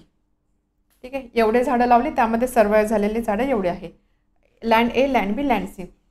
तर आता हा डेटा जर आपण वाचला की ठीक आहे, ए वरती 50 पैकी 20 झाडं सर्वाईव्ह झाली, बी मध्ये हे आणि सी मध्ये हे. बट आता यामध्ये जर आपल्याला चेक करायचं आहे की ॲक्च्युअलमध्ये कोणत्या जमिनीवरती केलेलं ट्री प्लांटेशन सक्सेसफुल झालं किंवा कोणती जमीन जास्त प्रोडक्टिव्ह आहे, हे जर आपल्याला डिसाईड करायचं असेल तर आपण फक्त ह्या व्हॅल्यूज बघून आपण काही कन्क्लुजन नाही करू शकत. तर त्यासाठी एक मार्ग काय आहे की आपण काय करू शकतो, ह्या सगळ्या व्हॅल्यूजला पर्सेंटमध्ये कन्वर्ट करणार. पर्सेंटमध्ये कन्वर्ट करणार म्हणजे बघा कसं, 20 ट्रीज आउट ऑफ 50. तर याला जर मी पर्सेंटमध्ये कन्वर्ट केलं, पर्सेंटमध्ये कन्वर्ट करताना आपण 100ने मल्टिप्लाय करतो. 100ने मल्टिप्लाय केलं हे किती असणार आहे, 40%. करेक्ट, 40% ना, 20 × 2 40%. तसेच यालासुद्धा जर मी पर्सेंटमध्ये कन्वर्ट केलं, 50/100 × 100 हे किती असणार आहे, 50%. आणि इथे 30/40 × 100 हे जर मी कन्वर्ट केलं तर हे किती असणार आहे, 300/4. म्हणजे हे किती असणार बघा, 300/4 75%. ठीक आहे. 40%, 50%, 75%. तर ज्यावेळेस मी पर्सेंटमध्ये कन्वर्ट करते तर ह्या व्हॅल्यूजवरून आपल्याला लगेच लक्षात येईल की लँड सी वरती झालेलं जे ट्री प्लांटेशन होतं ते सक्सेसफुल होतं आणि त्यानंतर लँड ए वरती झालेलं ट्री प्लांटेशन वर्स्ट होतं, म्हणजे ते एवढं सक्सेसफुल नव्हतं कम्पेअर टू 3 लँड्स. म्हणजे थोडक्यात काय की डेटा जो आहे, डेटा समजण्यासाठी आपण काय केलं, या क्वांटिटीला पर्सेंटमध्ये कन्वर्ट केलं, त्यामुळे आपल्याला कन्क्लुजन करणं इझी झालं. तर याच कन्सेप्टवरती आधारित आहे पर्सेंटेज बार डायग्राम. की पर्सेंटेज बार डायग्रामचा यूज काय असतो की आपल्याला जे डेटा ॲनालिसिस आहे ना ते इझी जातं ज्यावेळेस आपण क्वांटिटीला पर्सेंटेजमध्ये कन्वर्ट करतो आणि मग ते त्याच पद्धतीने ह्या क्वांटिटी पर्सेंटमध्ये कन्वर्ट करायचे आणि मग त्या बार डायग्रामवरती आपल्याला शो करायचे आहे. ठीक आहे. ही होती याची गरज, म्हणजे पर्सेंटेज बार डायग्राम का यूज केलं जातं किंवा त्याची रिक्वायरमेंट का होती. आता आपण जे एक्झाम्पल लास्ट घेतलं होतं ना सब डिवायडेडसाठी, तेच एक्झाम्पल इथे कंटिन्यू करू. तर सगळ्यात आधी आपल्याला काय करायचं आहे बघा, पर्सेंटेज बार डायग्राम ड्रॉ करायचा म्हणजे आपल्याला गिवन क्वांटिटी पर्सेंटमध्ये कन्वर्ट करायची आहे.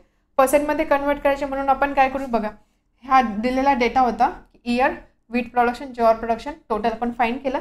त्यानंतर हा जो टेबल आहे याच्याच पुढे हे लिहा, पर्सेंटेज प्रोडक्शन ऑफ वीट. इथे स्पेस नव्हती म्हणून मी खाली लिहिते, बट तुम्ही याच्याच पुढे राईट साईडला लिहू शकता, percentage production of wheat.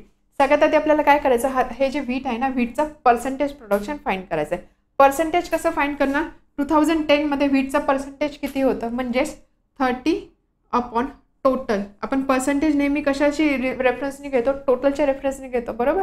So 30/40 × 100 हे किती असणार आहे, 300/4 हे असणार आहे 75%, बरोबर.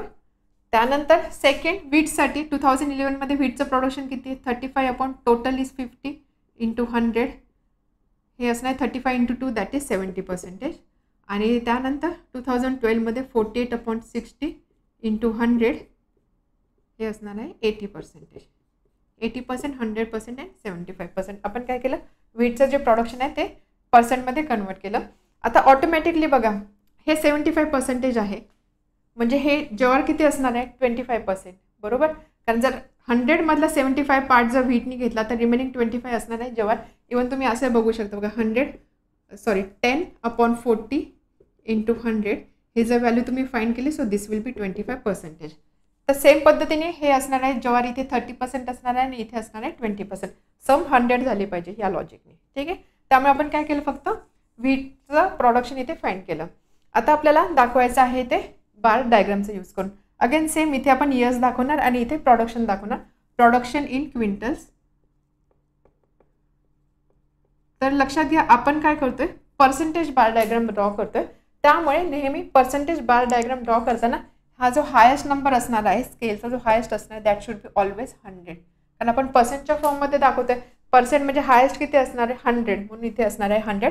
आणि मग बाकीची स्केल आपण इथे ड्रॉ करू शकतो.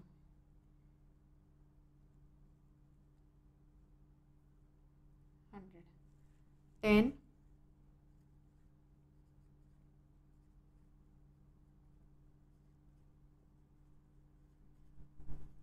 90 अँड देन 100. जसं आधी मी सांगितलं, पर्सेंटेज बार डायग्राम हा सब डिवायडेड बार डायग्रामचा टाईप आहे. म्हणजे आपल्याला इथे सब डिवायडेड बार डायग्राम ड्रॉ करायचा आहे इन टर्म्स ऑफ पर्सेंटेज, ठीक आहे.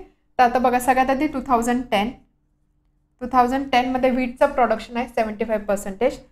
तर आपण सगळ्यात आधी काय करू, टोटल प्रोडक्शन किती असणार आहे, 100%. कारण आपण काय करतोय, 75% प्लस 25%, दॅट इज टोटल नेहमी आपण 100 कन्सिडर करतो, कारण आपण पर्सेंटेज बार डायग्राम यूज करतो. म्हणून इथे सगळ्यात आधी 2010साठी आपण असं 100%चा एक ग्राफ ड्रॉ करू, बार ड्रॉ करू.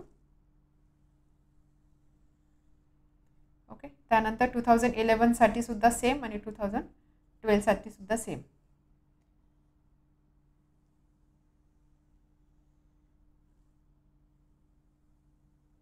हे 2011साठी आणि त्यानंतर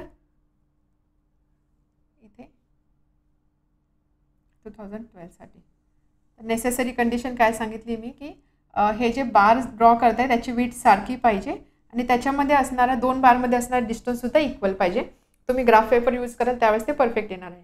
तर बघा 100 सगळ्यात आधी दाखवलं. त्यानंतर सगळ्यात 2010मध्ये विड्थ होता 75%. 75 इथे असणार आहे, इथे मार्क करणार. देन 70% इथे आणि त्यानंतर 80% इज हिअर. फक्त मार्क केलं, सब डिवायडेड बार डायग्राम ड्रॉ करतोय, त्यामुळे आपण फक्त एका बारमध्ये हे पॉईंट्स मार्क केले. आणि त्यानंतर फक्त आपल्याला ते डिस्टिंग्विश करायचे, म्हणून आपण काय करू, हा जो रिजन आहे हा विड्थ दाखवू पहिला.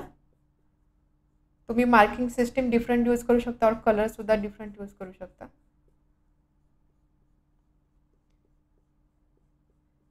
ओके. आणि इथे लगेच मेन्शन करू की हे काय रिप्रेझेंट करते, this is representing wheat production, right. आणि त्यानंतर एवढं 75 व्हीट आहे, तर हे बाकीचं राहिलेलं 100 पैकी जे बाकीचं राहिलं 25% हे काय असणार आहे, ज्वार. मग इथे जे असणार आहे, this is jowar, this is again jowar and this is jowar. इथे दिस इज ज्वार. हे झालं आपलं पर्सेंटेज बार डायग्राम. समजलं डिफरन्स बिटवीन सब डिवायडेड आणि पर्सेंटेज बार डायग्राममध्ये फरक काय. सब डिवायडेडमध्ये आपण काय करत होतो, टोटल दाखवायचं, एकच बार ड्रॉ करायचं, टोटल दाखवायचं आणि त्यामध्ये ज्या व्हॅल्यूज आहे ह्या व्हॅल्यूज फक्त मार्क करायचो. पर्सेंटेजमध्ये आपण काय करतोय, आपण एकच बार यूज करतो सिमिलर टू सब डिवायडेड, फक्त आपण त्यामध्ये काय करतोय, आपण दिलेली क्वांटिटी पर्सेंटमध्ये कन्वर्ट करतोय. त्यामुळे हे सुद्धा पर्सेंटमध्ये असणार, हे सुद्धा पर्सेंटमध्ये. आणि जे सगळे ग्राफ्स आहे ना, हे सगळे एका लेंथचे असणार आहे, कारण मॅक्झिमम तर ते 100च रिप्रेझेंट करणार, कारण आपण पर्सेंटेज कन्सिडर करतो. त्यामुळे हे मॅक्झिमम हे जे मार्किंग असणार दॅट विल बी 100. आणि सगळे जे ग्राफ्स आहे या सगळ्या ग्राफची हाईट जी आहे ती हाईट सुद्धा सारखीच असणार आहे. तर हे झालं पर्सेंटेज बार डायग्राम. सेट 7.1 त्यामधला first question, the following table shows the number of buses and trucks in nearest lakh unit. तर एक टेबल दिलेला आहे, या टेबलमध्ये आपल्याला year, number of trucks and number of buses हा डेटा दिलेला आहे. म्हणजे year wise number of trucks, number of buses किती आहे तो काउंट आपल्याला इथे दिलेला आहे. Draw percentage bar diagram. तर याचा यूज करून आपल्याला एक पर्सेंटेज बार डायग्राम ड्रॉ करायचे. एक इन्स्ट्रक्शन दिले आहे, approximate the percentages to the nearest integer. तर हे जे पर्सेंट आपण कॅल्क्युलेट करणार आहोत तर त्याला आपल्याला नियरेस्ट इंटिजरमध्ये कन्वर्ट करायचे. सो थोडक्यात डेटाचा यूज करून आपल्याला ड्रॉ करायचं आहे पर्सेंटेज बार डायग्राम. तर सगळ्यात आधी आपण काय करणार, पहिली स्टेप काय असणार आहे, पर्सेंटेज बार डायग्राम ड्रॉ करण्यासाठी आपल्याला हवे आहे पर्सेंटेज. त्यामुळे जो डेटा किंवा जो नंबर दिलेला आहे त्याला आपण पर्सेंटमध्ये कन्वर्ट करूया. सो हा जो टेबल आहे हाच टेबल मी इथे वेगळ्या फॉर्ममध्ये लिहिला आहे, म्हणजे हॉरिझॉन्टल फॉर्ममध्ये लिहिला आहे. रिझन विशेष काही नाही आहे बघा, year, number of trucks, number of buses, याच्या पुढे सुद्धा तुम्ही एक एक कॉलम ॲड करू शकता, पण इथे स्पेस कन्स्टंट होता म्हणून मग मी तो हॉरिझॉन्टल फॉर्ममध्ये लिहिलेला आहे. हाच डेटा जो हा व्हर्टिकल डेटा मी फक्त हॉरिझॉन्टल फॉर्ममध्ये लिहिलेला आहे. तुम्ही असा लिहा और याच्या पुढे सुद्धा तुम्ही कॉलम ॲड करू शकता. तर बघा सगळ्यात आधी जसं फर्स्ट इयर आपण कन्सिडर केलं 2005 to 2006, यामध्ये नंबर ऑफ ट्रक्स आहे 47 आणि नंबर ऑफ बसेस आहे 9. तर सगळ्यात आधी आपल्याला काय करायचं आहे, पर्सेंटेज फाइंड करायचे. पर्सेंटेज फाइंड करण्यासाठी आपल्याला सगळ्यात आधी लागणार आहे टोटल. ठीक आहे, टोटल म्हणजे काय, आपण 2005-2006 मध्ये किती व्हेकल्स आहे त्याची ॲडिशन करणार, नेक्स्ट इयरमध्ये किती व्हेकल्स आहेत त्याची ॲडिशन करणार, आणि त्यानंतर टोटलच्या रेफरन्सने आपण ह्या ट्रक्स आणि बसेसचे पर्सेंटेज फाइंड आउट करणार आहोत. ठीक आहे, सगळ्यात आधी फर्स्ट स्टेप काय की आपण टोटल कॅल्क्युलेट करणार आहोत. टोटल किती असणार आहे, 47 + 9, सो दिस इज 56. ओके, त्यानंतर 56 + 13, दिस इज 69, दिस इज 76, आणि हे असणार आहे 81. आपण काय केलं, फक्त number of truck, number of buses add केले, त्याच्यानं आपल्याला टोटल मिळाले. नेक्स्ट स्टेप काय असेल, टोटल फाइंड केल्यानंतर आपल्याला हा जो डेटा आहे हा डेटा आपल्याला पर्सेंटमध्ये कन्वर्ट करायचा आहे. पर्सेंटमध्ये कन्वर्ट करायचं म्हणजे सगळ्यात आधी आपण फाइंड करणार पर्सेंटेज ऑफ ट्रक्स. ट्रक्सचं आपण काय करणार, पर्सेंटेज फाइंड आउट करणार. पर्सेंटेज ऑफ ट्रक, पर्सेंटेज आपण कसं फाइंड करतो, टोटल व्हॅल्यू, टोटल किती आहे 56, त्याच्या न्यूमरेटरला आपण काय लिहितो, आपल्याला कशाचा पर्सेंटेज फाइंड करायचा आहे, ट्रकचा, म्हणजे इथे 47% फाइंड करायचं म्हणून इथे आपण मल्टिप्लाय करणार 100ने. 47/56 × 100. त्याच पद्धतीने इथे 2007-2008 साठी ट्रक्स आहे 56, टोटल आहे 69 × 100. हियर इट्स 60/76 × 100, आणि इथे आहे 63/81 × 100. आपण काय करतोय, पर्सेंटेज ऑफ ट्रक्स इथे फाइंड आउट करतोय. याची आपल्याला पर्सेंटेजच्या व्हॅल्यूज इथे फाइंड करायच्या. तर सगळ्यात आधी बघा 47 × 100/56. आता इथे जर तुम्ही बघितलं 47 हा प्राईम नंबर आहे, त्याला कोणताच फॅक्टर नाही, त्याच्यामुळे आपल्याला 47 × 100 4700/56 ही डिव्हिजन आपल्याला फाइंड आउट करावं लागणार आहे. आता बघा ही डिव्हिजन आपण कशी करणार, 56 आणि इथे 5 आहे, इथे 47 आहे, so let's say multiply by 8. 56 × 8 448. 448 याच्या नियरेस्ट नंबर आला, कारण जर 9ने केलं तर 9ने जर आपण 56ला मल्टिप्लाय केलं, जो नंबर असेल तो नंबर 470पेक्षा मोठा असणार आहे, त्यामुळे 8ने आपल्याला इथे मल्टिप्लाय करावं लागेल. 56 × 8 दॅट इज 448. सबट्रॅक्शन किती असणार आहे 2, देन इथे 2 0 0, 56 आणि इथे 2 2 0, 5 आहे, इथे 22 येतो. लेट्स से आपण 56 × 4 बघू किती येतात, 224. नंबर मोठं होतं 220पेक्षा, त्यामुळे आपण काय, आपल्याला इथे 3नेच मल्टिप्लाय करावं लागेल. सो 3ने मल्टिप्लाय केल्यावर 168, 3 168. देन इथे किती असणार आहे, दिस इज 70, दिस इज 2 170, त्यानंतर 5 52. ओके, 52, एक 0 घेणार आपण, 0 घेतला म्हणून इथे पॉईंट, आणि त्यानंतर 56 × 9 करूया आपण, 504, करेक्ट. सो इथे येणार आहे 9 504. त्यानंतर इथे असते 16, अगेन 0, 56 × 2 3 168 येतं, म्हणजे 56 × 2ने आपल्याला मल्टिप्लाय करावं लागेल 112. इथे 2ने मल्टिप्लाय करू. ही जी डिव्हिजन आहे ही अशीच चालू राहील. तर आपल्याला काय पाहिजे, आपल्याला पर्सेंटमध्ये कन्वर्ट करायचं, त्यामुळे आपल्याला एवढे डिजिटसुद्धा सफिशियंट आहे. सो 47/56 × 100 हे झालं 83.92%. पहिली व्हॅल्यू मिळाली आपल्याला. याच पद्धतीने आपल्याला फक्त काय करायचं आहे, आता कॅल्क्युलेशन करून अदर 2 व्हॅल्यूज फाइंड आउट करायच्या आहे. 56 × 100, 5600 डिवायडेड बाय 69. इथे काय असणार आहे बघा, 69 × 8 48 + 7 सो 52, सॉरी 48 प्लस 7 सो 55, 8 5 5 2 8 0 11 0, इथे 0 घेतलं म्हणून इथे पॉईंट येणार. सो 69 इंटू 2 जर केला सो तो that will be greater than 110, म्हणजे इथे 1च असणार आहे परत. ठीक आहे. So this is 41. 6 आहे इथे, 41 आहे. 6ने मल्टिप्लाय करू. 414 हा नंबर मोठा होता, म्हणजे इथे आपल्याला 5ने मल्टिप्लाय करायचे. 3 4 5 इथे 4. तर ही डिव्हिजन प्रोसेस अशीच चालू राहील. तर आपल्याला फक्त 2 डिजिट जरी असले तरी सफिशियंट आहे. So this is 81.14%. तर याच पद्धतीने बाकीसुद्धा नंबर जे आहेत आपल्याला पर्सेंटमध्ये कन्वर्ट करायचे. या व्हॅल्यूज मी इथे लिहिलेल्या आहे. जसं 56/69 इंटू 100, सो दिस इज 81.15. या पद्धतीने सगळ्या व्हॅल्यू इथे लिहिलेल्या आहे. आता त्यांनी काय सांगितलं की approximate percentage to the nearest integer. पर्सेंटेजला आपल्याला नियरेस्ट इंटिजरला अप्रॉक्सिमेट करायचं आहे. म्हणजे बघा इथे काय मिळालं आपल्याला 83.92%. याचा नियरेस्ट इंटिजरला जर आपण याला अप्रॉक्सिमेट केलं तर आपण लिहू शकतो दॅट इज इक्वल टू 84%. ठीक आहे. नेक्स्ट 81.15%. 81.15 आहे, सो याला आपण अप्रॉक्सिमेट करू शकतो 81%. Then 78.95, so this can be approximated as 79%. Okay. आणि 77.77, दिस इज 78%. समजलं. तर आपण काय केलं, अप्रॉक्सिमेट केलं टू नियरेस्ट इंटिजर. हे झालं पर्सेंटेज ऑफ ट्रक्स. आता नेक्स्ट काय असणार आहे, पर्सेंटेज ऑफ बसेस. आता पर्सेंटेज ऑफ बसेस आपल्याला परत कॅल्क्युलेट करण्याची गरज आहे का, की जसं 9/56 इंटू 100, 13/69 इंटू 100 ते करण्याची गरज नाही आहे. कारण ऑलरेडी आपण काय केलं बघा, टोटलमधला जे टोटल 56 होते त्यामधले 47 ट्रक्स आहे, तर त्याचा पर्सेंटेज झाला 84%. म्हणजे जे 9 बसेस असणार आहे, तर 9/56 इंटू 100 ही व्हॅल्यू किती असणार आहे, 100 - 84. बरोबर. कारण दोन्ही हे जे दोन्ही आहे हे दोन्ही मिळून 100% बनणार आहे. त्यामुळे ही व्हॅल्यू पर्सेंटेज ऑफ बसेस किती असणार आहे, 100 - 84. 100 - 84 म्हणजे हे किती असणार आहे, 16%. समजलं. आपण काय करतो, फक्त आपण 100मध्ये ह्या सगळ्या व्हॅल्यूज मायनस करणार, त्यावरून आपल्याला पर्सेंटेज ऑफ बसेस मिळणार आहे. आपल्याला परत या व्हॅल्यू कॅल्क्युलेट करण्याची गरज नाही आहे. So this will be 100 - 81, that will be 19%. त्यानंतर this is 79, so this will be 21%.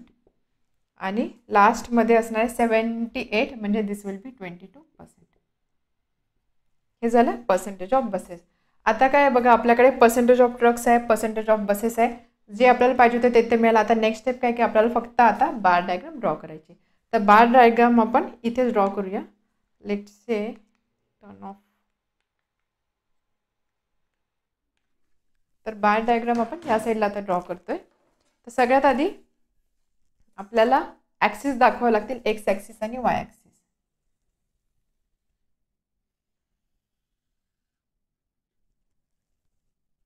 Horizontal is X axis and vertical is Y axis.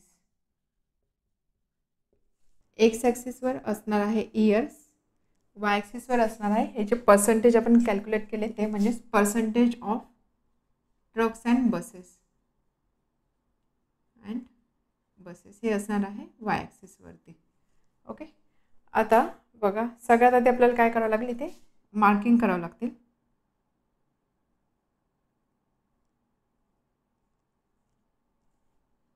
Ten 20 30 40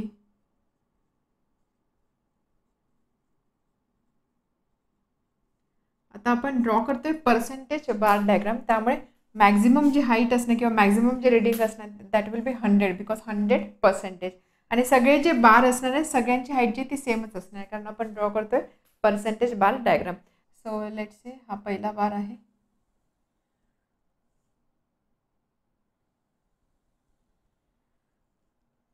this is first. त्यानंतर आपण घेऊ सेकंड इथे.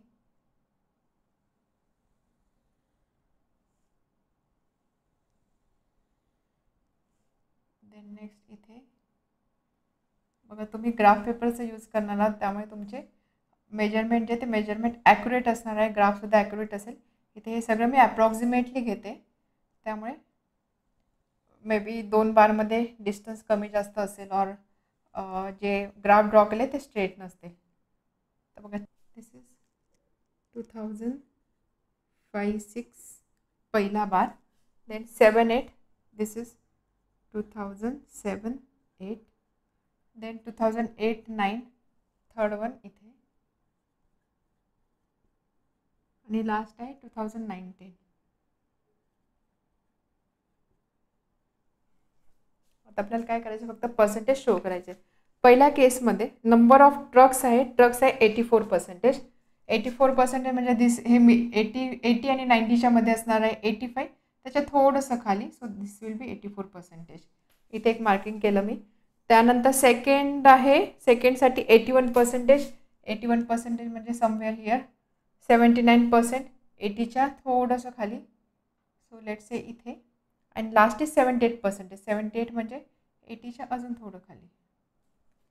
ओके, मार्किंग केलं आपण. आता मार्किंग आपण कसलं केलं बघा, नंबर ऑफ ट्रक्स. त्यामुळे आपण काय करू, दिस इज 84% त्यानंतर हे आहे 81%, 79% आणि 78%.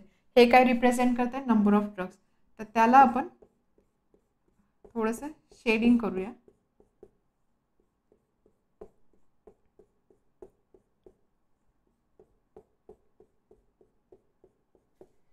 हे आपण का करतो, जेणेकरून आपण जे दोन क्वांटिटी दाखवतोय त्याच्यामध्ये आपण डिस्टिंग्विश करू शकू की ही क्वांटिटी हे रिप्रेझेंट करते, सेकंड क्वांटिटी दुसरी गोष्ट रिप्रेझेंट करते.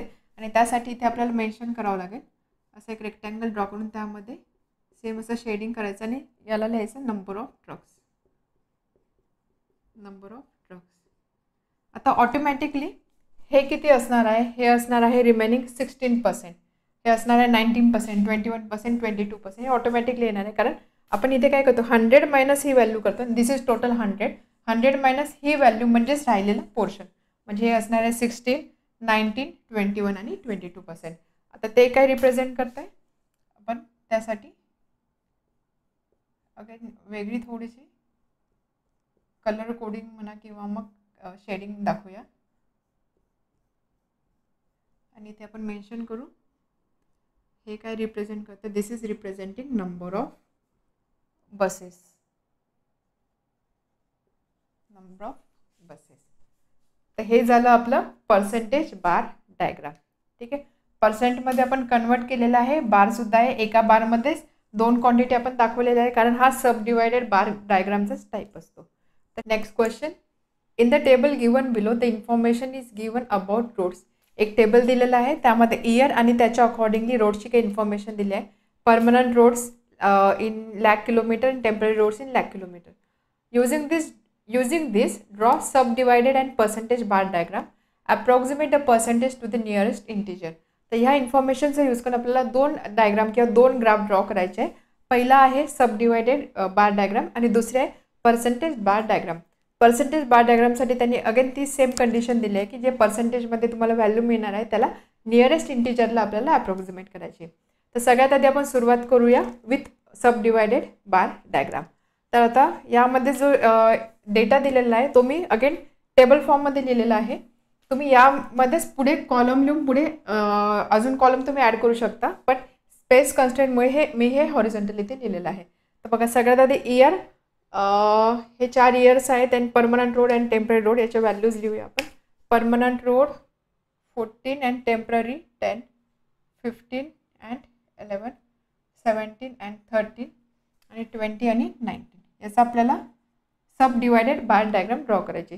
तर सब डिवायडेड बार डायग्रामसाठी आपल्याला सगळ्यात आधी काय पाहिजे असतं, टोटल. बरोबर, सब डिवायडेड बार डायग्राम म्हणजे काय असतं की एक असा एक बार असतो आणि त्याच्यामध्ये आपण दोन व्हॅल्यूज आपण इथे मेन्शन करणार असतो. त्यासाठी आपल्याला काय पाहिजे असते, total.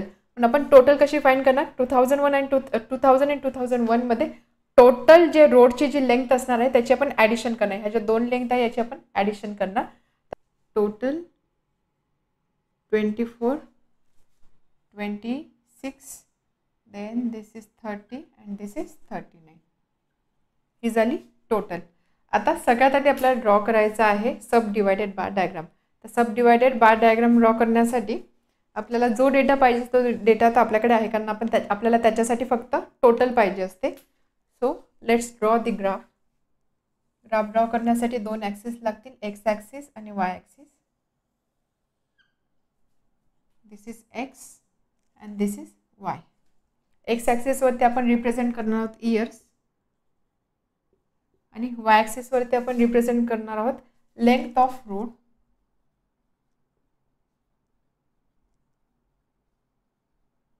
In lakh kilometre. Length of road आपण वाय ॲक्सिसवरती रिप्रेझेंट करणार आहोत. त्यानंतर बघा 24, 26, 30, 39. तर आपल्याला ह्या व्हॅल्यूज ह्या ॲक्सिसवरती रिप्रेझेंट करायचे, म्हणून आपण काय करू, एक युनिटला आपण 5 लाख किलोमीटर एवढं मेजरमेंट घेऊ. सो 1, 2,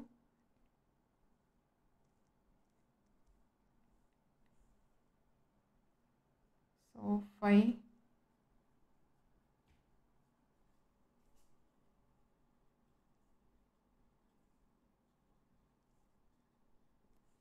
ओके, आणि इथे स्केल पण लिहू आपण. On Y axis 1 centimetre is equal to 5 lakh kilometre. हे स्केल लिहिलं आपण वाय ॲक्सिससाठी. आता आपल्याला ड्रॉ करायचा आहे डायग्राम. बघा, आपण सब डिवायडेड बाय डायग्राम ड्रॉ करतो, त्यामुळे आपल्याला सगळ्यात आधी जी टोटल आहे ती टोटल व्हॅल्यू आपल्याला कॉलमने रिप्रेझेंट करायची. तर पहिले आहे 24. 24 म्हणजे कुठे असणार, दिस इज 25. 24 समवेअर इथे कुठे असेल. सो लेट्स से हा फर्स्ट बार झाला 2000 to 2001. ओके, त्यानंतर नेक्स्ट इज 26. 26 म्हणजे 25च्या थोडं वरती.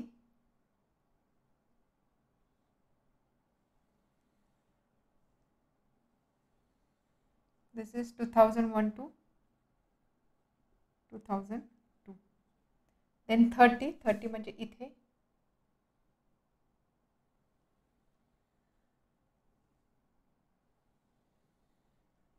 2003 to 2004.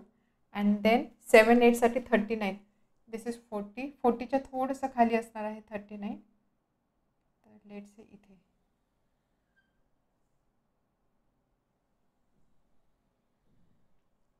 To 2007 to 2008. Total value आपण रिप्रेझेंट केली. आता नेक्स्ट स्टेप काय असतं की आपल्याला परमनंट आणि टेम्पररी रोड, प्रत्येक इयरसाठी परमनंट टेम्पररी रोड आपल्याला ह्याच एका कॉलममध्ये किंवा ह्याच बारमध्ये रिप्रेझेंट करायचं आहे. तर परमनंट रोडसाठी किती आहे, 14 म्हणजे असणार आहे इथे. Then next is 15 means here. Then 17 थोडंसं 15च्या वरती, बिलो 20, 17. आणि नेक्स्ट आहे 20 म्हणजे असणार आहे इथे. याला आपण असं डिनोट करूया.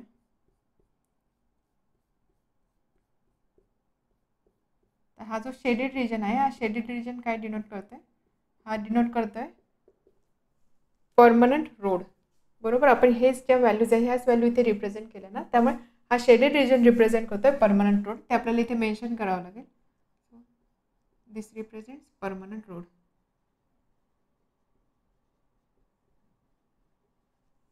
ओके, आता टोटलमधनं जर आपण 24मधून 14 मायनस केलं आपल्याला 10 मिळतं आहे. 26मधून 15 मायनस केलं आपल्याला 11 मिळते. म्हणजेच टोटलमधनं ही व्हॅल्यू मायनस केल्यावर जे रिमेनिंग राहणार आहे ती रिमेनिंग व्हॅल्यू काय रिप्रेझेंट करणार आहे, टेम्पररी रोड. म्हणजे हे जे सगळे ब्लँक पोर्शन आहे, हे सगळे जे रिजन आहे, हा सगळा जो रिजन आहे तो रिप्रेझेंट करतोय टेम्पररी रोड. त्यामुळे आपल्याला परत त्याची व्हॅल्यू चेक करण्याची गरज नाही, तर ऑटोमॅटिकली ती व्हॅल्यू इथे येणारच आहे. त्यामुळे इथे आपण असं दाखवणार dotted region, it represent temporary road. Temporary road. आता ही झाली sub divided bar diagram. Bar diagram आहे एका बारमध्ये किंवा एका कॉलममध्ये दोन व्हॅल्यूज रिप्रेझेंट झालेल्या आहे, सब डिवाइड त्या झालेलं आहे. ही झाली सब डिवायडेड बार डायग्राम. आता नेक्स्ट आपल्याला ड्रॉ करायचं आहे पर्सेंटेज बार डायग्राम. तर पर्सेंटेज बार डायग्रामसाठी आपल्याला काय पाहिजे असतं, पर्सेंटेज. टोटल तर आपण कॅल्क्युलेट केली आहे, आता आपल्याला फक्त पर्सेंटेज फाइंड करावं लागतील. पर्सेंटेज म्हणजे काय बघा, परमनंट रोडचं पर्सेंटेज आणि टेम्पररी रोडचं पर्सेंटेज. परमनंट रोडचं पर्सेंटेज म्हणजे किती असणार आहे, 14, टोटल किती आहे 24 × 100. Similar to this 15/26 × 100 and then 17/30 × 100 and last 20/39 × 100. He value आपल्याला फाइंड आउट करावी लागेल प्रत्येकाची. जर 14/24 × 100 7 12 जर मी 2 ने इथे डिवाइड केलं न्यूमरेटर डिनॉमिनेटरला, this will be 7, this will be 12 into 100 that is 700 sorry. So 700 divided by 12 याला सुद्धा आपण परत अजून सिम्प्लिफाय करू शकतो. लेट्स से 2 ने डिवाइड करूया. सो 350.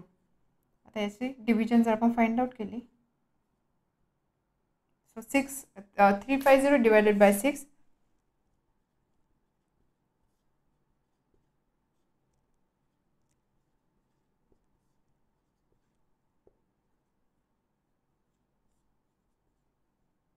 58.33%. आपल्याला सांगितलं आहे की त्याला आपल्याला नियरेस्ट इंटिजरमध्ये अप्रॉक्सिमेट करायचं, म्हणून आपण याला लिहिणार 58%. ओके.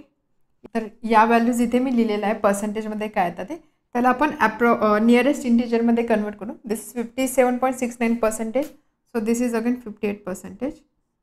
त्यानंतर हे असणार आहे 57% आणि हे असणार आहे 51%. ओके. आता टेम्पररी रोड किती असणार आहे 100, याचं पर्सेंटेज किती असणार आहे 100 - 58%. सो दिस विल बी 42%. इथे सुद्धा असणार आहे 42%, इथे 43% अँड हिअर 100 - 51 दॅट इज 49%. तर हे झालं percentage of temporary road. Percentages आपल्याकडे आहे, आपल्याला ड्रॉ करायचं आहे पर्सेंटेज बार डायग्राम. त्यामुळे आता आपण डायरेक्टली ड्रॉ करू शकतो. अगेन सगळ्यात आधी एक्स ॲक्सिस आणि वाय ॲक्सिस आपल्याला ड्रॉ करावे लागतील. त्यामध्ये एक्स ॲक्सिसवरती म्हणजे हॉरिझॉन्टल ॲक्सिसवरती आपण दाखवणार आहोत इयर्स, आणि जो व्हर्टिकल ॲक्सिस आहे वाय ॲक्सिस, या वाय ॲक्सिसवरती आपण दाखवणार आहोत percentage of road. Percentage of road. Okay. त्यानंतर पर्सेंटेज ऑफ रोड दाखवायचे, त्यामुळे 1 सेंटीमीटर इक्वल टू 10% हे आपण इथे मेन्शन करूया, जे मेजर आपण घेतलं आहे ते. त्यानंतर इथे आपण मार्किंग करू.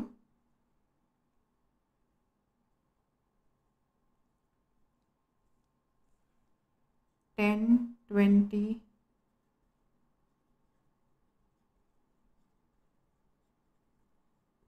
$90 and $100. पर्सेंटेज बार डायग्राम आहे, त्यामुळे प्रत्येक जो कॉलम असणार आहे त्याची मॅक्झिमम हाईट असणार आहे 100%. त्यामुळे आपण काय करूया, 4 कॉलम ड्रॉ करूया with maximum height 100%.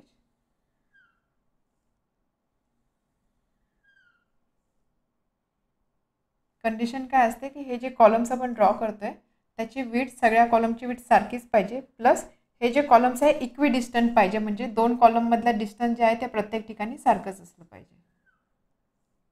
This is 3rd आणि एक अजून लास्ट.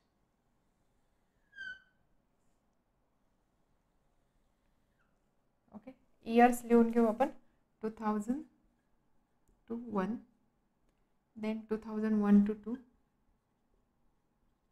2003 to 4 and 2007 to 8. हे इयर्स इथे आपण मेन्शन केले. आता आपल्याला या व्हॅल्यूज इथे दाखवायच्या. बघा, सगळ्यात आधी फर्स्ट 2000 to 2001 साठी परमनंट रोड आहे 58%. 58% म्हणजे इथे असणार आहे हे 58% permanent road and remaining 42% will be temporary road. त्याच प्रकारे सेकंडसाठी सुद्धा सेमच आहे 58 and 42, 58 and 42. थर्डसाठी 57 म्हणजे थोडं इथे येणार खाली. ओके. अँड देन लास्टसाठी आहे 51 म्हणजे 50च्या जस्ट थोडंसं वरती. ओके. तर हे खालचा जो रिजन आहे हा रिप्रेझेंट करतोय परमनंट रोड.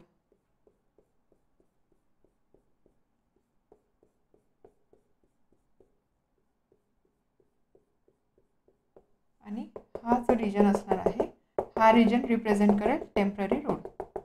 कारण 100 मायनस ही व्हॅल्यू म्हणजेच रिमेनिंग काय असणार आहे, remaining will be temporary road.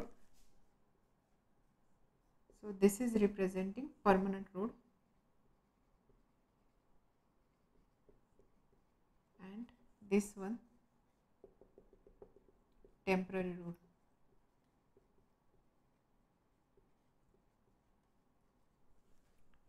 हे झाले आपले percentage bar diagram. Statistics and data collection.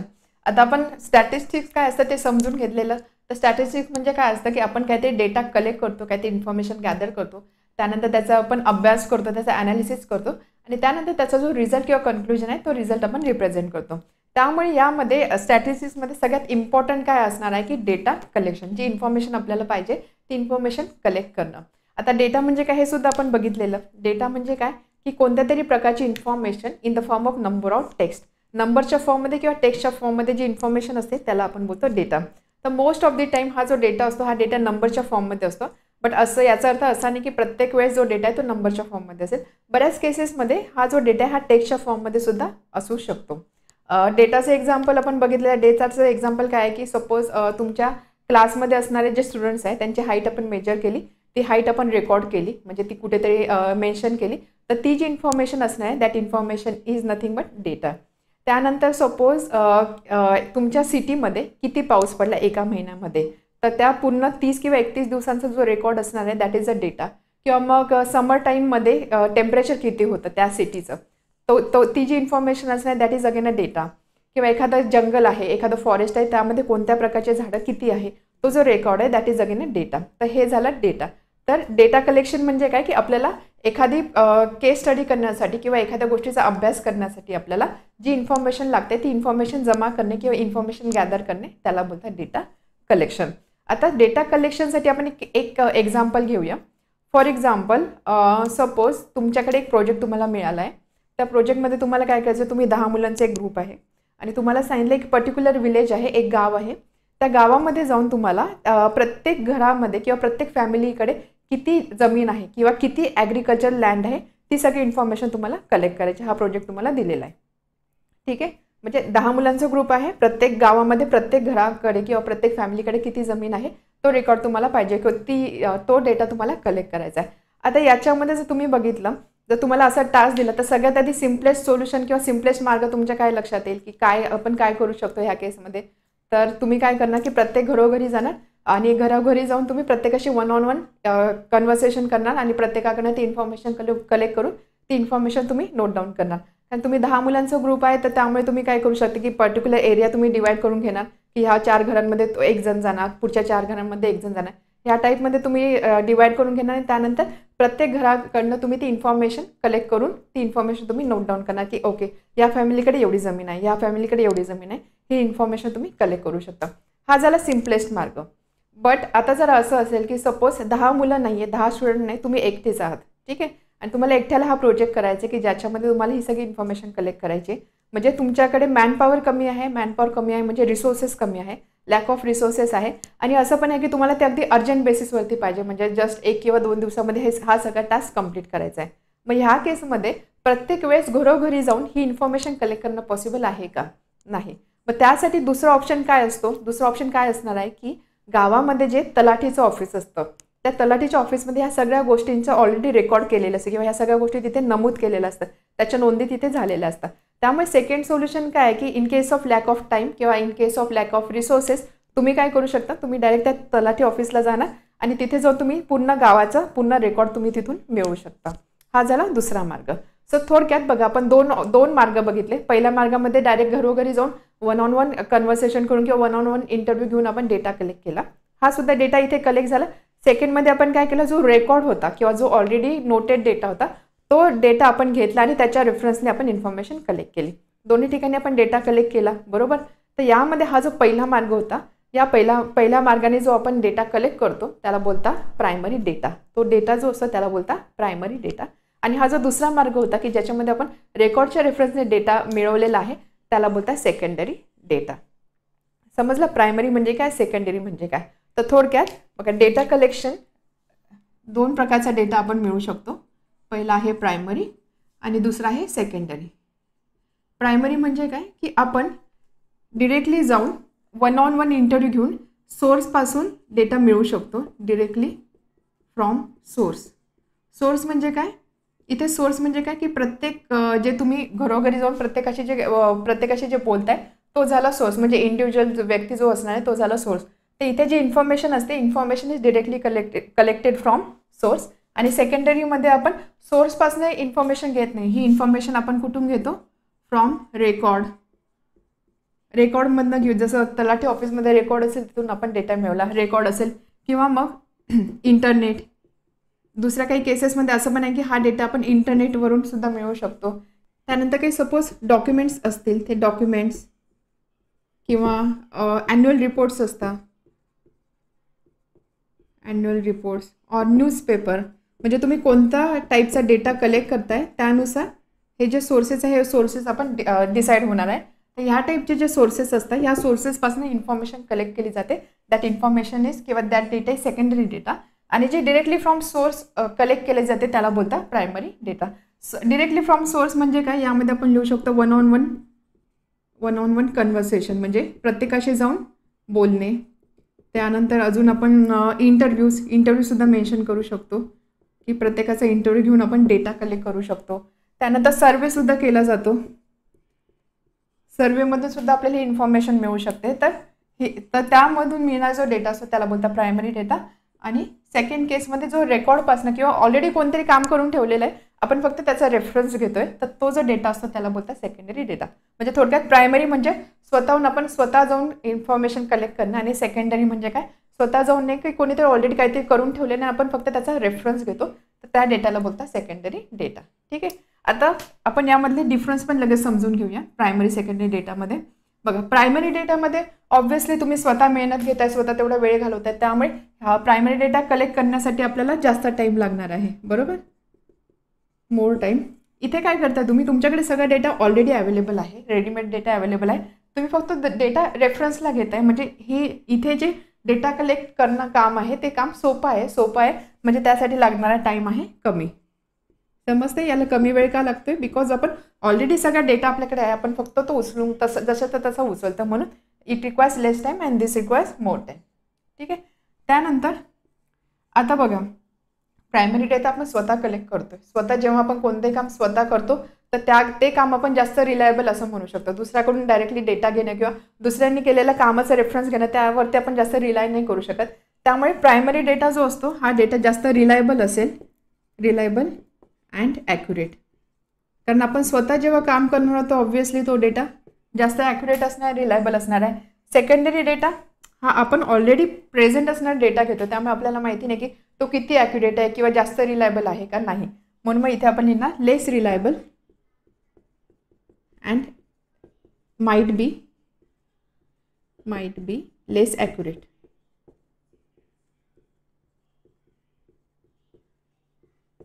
ठीक आहे. समजते? Reliable accurate less reliable and might be less accurate. त्यानंतर अजून काही आपण यामध्ये डिफरन्स लिहू शकतो प्रायमरी सेकंडरी डेटामध्ये. More time reliable. ठीक आहे. याला आपण बोलणार first hand data. This is first hand data. आणि याला आपण बोलणार हा फर्स्ट हँड डेटा असतो आणि हा काय असणार रेडीली अवेलेबल. हा ऑलरेडी अवेलेबल आहे. So readily available data. हा डेटा आपण स्वतः कलेक्ट करतोय त्यामुळे तो डेटा असणार आहे अप टू डेट. ठीक आहे. कारण हा डेटा आपण प्रत्यक्षामध्ये कलेक्ट करतो त्यामुळे तो डेटा अप टू डेट असणार आहे. हा डेटा अप टू डेट असेल याची गॅरंटी नाही कारण डेटा कधी रेकॉर्ड केला होता कोणी रेकॉर्ड केला होता कोणत्या सर्कमस्टन्सेसच्या अंडर त्याने तो डेटा रेकॉर्ड केला होता आपल्याला माहीत नाही. So this might not be up to date. म्हणजे हा कदाचित अप टू डेट नसेल सुद्धा. तर हा झाला डेटा कलेक्शनचे दोन डेटाचे type primary data secondary data आणि त्यामधला फरक लक्षात ठेवण्यासाठी फक्त दोन एक्झाम्पल लक्षात ठेवा की ज्यावेळेस आपल्याला कोणती इन्फॉर्मेशन पाहिजे असते आपण स्वतः जाऊन ती इन्फॉर्मेशन कलेक्ट करतोय दॅट इज प्रायमरी डेटा. आणि एखाद्या गोष्टींच्या रेफरन्सने म्हणजे रेकॉर्ड किंवा document internet annual report newspaper याच्या रेफरन्स घेऊन जर आपण डेटा कलेक्ट करत असतो तर त्याला आपण बोलतो सेकंडरी डेटा. आता यावर बेस्ट एक प्रॅक्टिस सेट आहे त्यामध्ये 4-5 एक्झाम्पल्स दिलेले आहे ते एक्झाम्पल सॉल्व्ह केल्यानंतर अजून तुमच्या नीट लक्षात येईल की प्रायमरी डेटा एक्झॅक्टली कशाला बोलता आणि सेकंडरी डेटा एक्झॅक्टली कशाला बोलता. Practice set 7.2 first question, classify the following information as primary और सेकंडरी डेटा.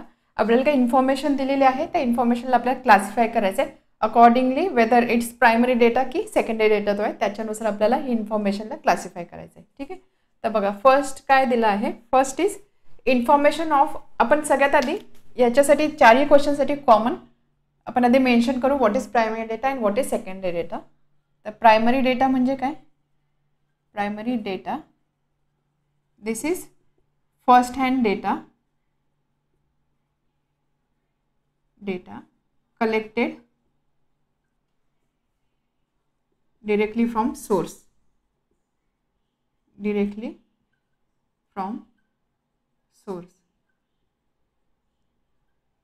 आणि त्यानंतर सेकंडरी डेटा काय असतो, सेकंडरी म्हणजे हा डेटा असतो रेडीली अवेलेबल. ऑलरेडी हा कोणीतरी डेटा बनवून ठेवलेला असतो, readily available, taken from let's say records, किंवा मग आपण अजून असं लिहू शकतो रेकॉर्ड्स और इंटरनेट किंवा न्यूजपेपर एक्सेट्रा. आपण आधी मेन्शन केलं प्रायमरी डेटा काय असतो, सेकंडरी डेटा काय असतो. आता आपण क्वेश्चन बघूया. फर्स्ट इन्फॉर्मेशन काय दिली बघा, information of attendance of every student collected by visiting every class in a school. Information of attendance of every student म्हणजे प्रत्येक क्लासमध्ये असणारा प्रत्येक जो विद्यार्थी आहे त्याचा अटेंडन्सचा data collected by visiting every class. याच्यामध्ये इम्पॉर्टंट काय बघा, कसा कलेक्ट केला आहे, collected by visiting every class म्हणजे प्रत्येक क्लासमध्ये व्हिजिट केल्या गेली आणि त्यानंतर तो डेटा कलेक्ट केला गेला. व्हिजिट केल्या गेली म्हणजे हे परत काय झालं, 1-on-1 कन्व्हर्सेशन झालं किंवा मग स्वतः जाऊन तिथली माहिती आपण काढलेली आहे. स्वतः जाऊन माहिती काढलेली आहे means this is first hand information. First hand information म्हणजे this is primary data. Primary data हे आपल्याला कुठून कळलं, कारण त्यांनी लिहिलं आहे collected by visiting every class. प्रत्येक क्लासमध्ये जाऊन व्हिजिट केल्या गेली म्हणजे प्रत्येक क्लासमध्ये जाऊन ती इन्फॉर्मेशन कलेक्ट केल्या गेली म्हणजे दिस इज प्रायमरी डेटा. तर फर्स्टसाठी आपण लिहिणार information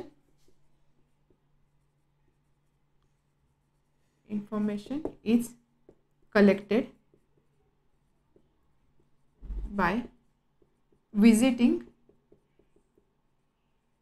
every class, hence data is collected from source. सोर्सचा अर्थ समजतो ना, सोर्स म्हणजे काय, इथे सोर्स काय असणार की प्रत्येक क्लासमध्ये असणारे विद्यार्थी किंवा टीचर त्यांच्याकडून ही इन्फॉर्मेशन कलेक्ट केली गेली. सोर्स म्हणजे काय, ज्यांच्याकडनं ती इन्फॉर्मेशन कलेक्ट केली गेली. म्हणून इथे लिहिलेलं आहे की it is data is collected directly from source, hence this is primary data.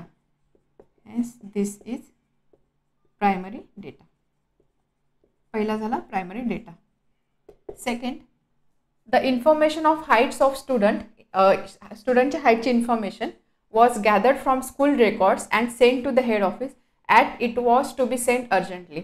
आता बघा काय दिलेलं आहे की विद्यार्थी जे आहे त्यांच्या हाईटचं information was gathered from school records, स्कूलच्या रेकॉर्डमधनं ती इन्फॉर्मेशन कलेक्ट केल्या गेली म्हणजे ऑलरेडी इन्फॉर्मेशन अवेलेबल होती तिथून ती कलेक्ट केल्या गेली and send to the head office, head ऑफिसला सेंड केल्या गेली as it was send to be urgent. बघा अर्जंट होतं काम म्हणून मग अर्जंट होता, लेस टाईम होता, लेस रिसोर्सेस आहे म्हणून मग त्या केसमध्ये त्यांनी काय केलं, डायरेक्ट रेकॉर्डमधनं डेटा कलेक्ट केला. म्हणजेच काय, रेकॉर्डमधनं डेटा घेतला म्हणजे दिस इज सेकंडरी डेटा.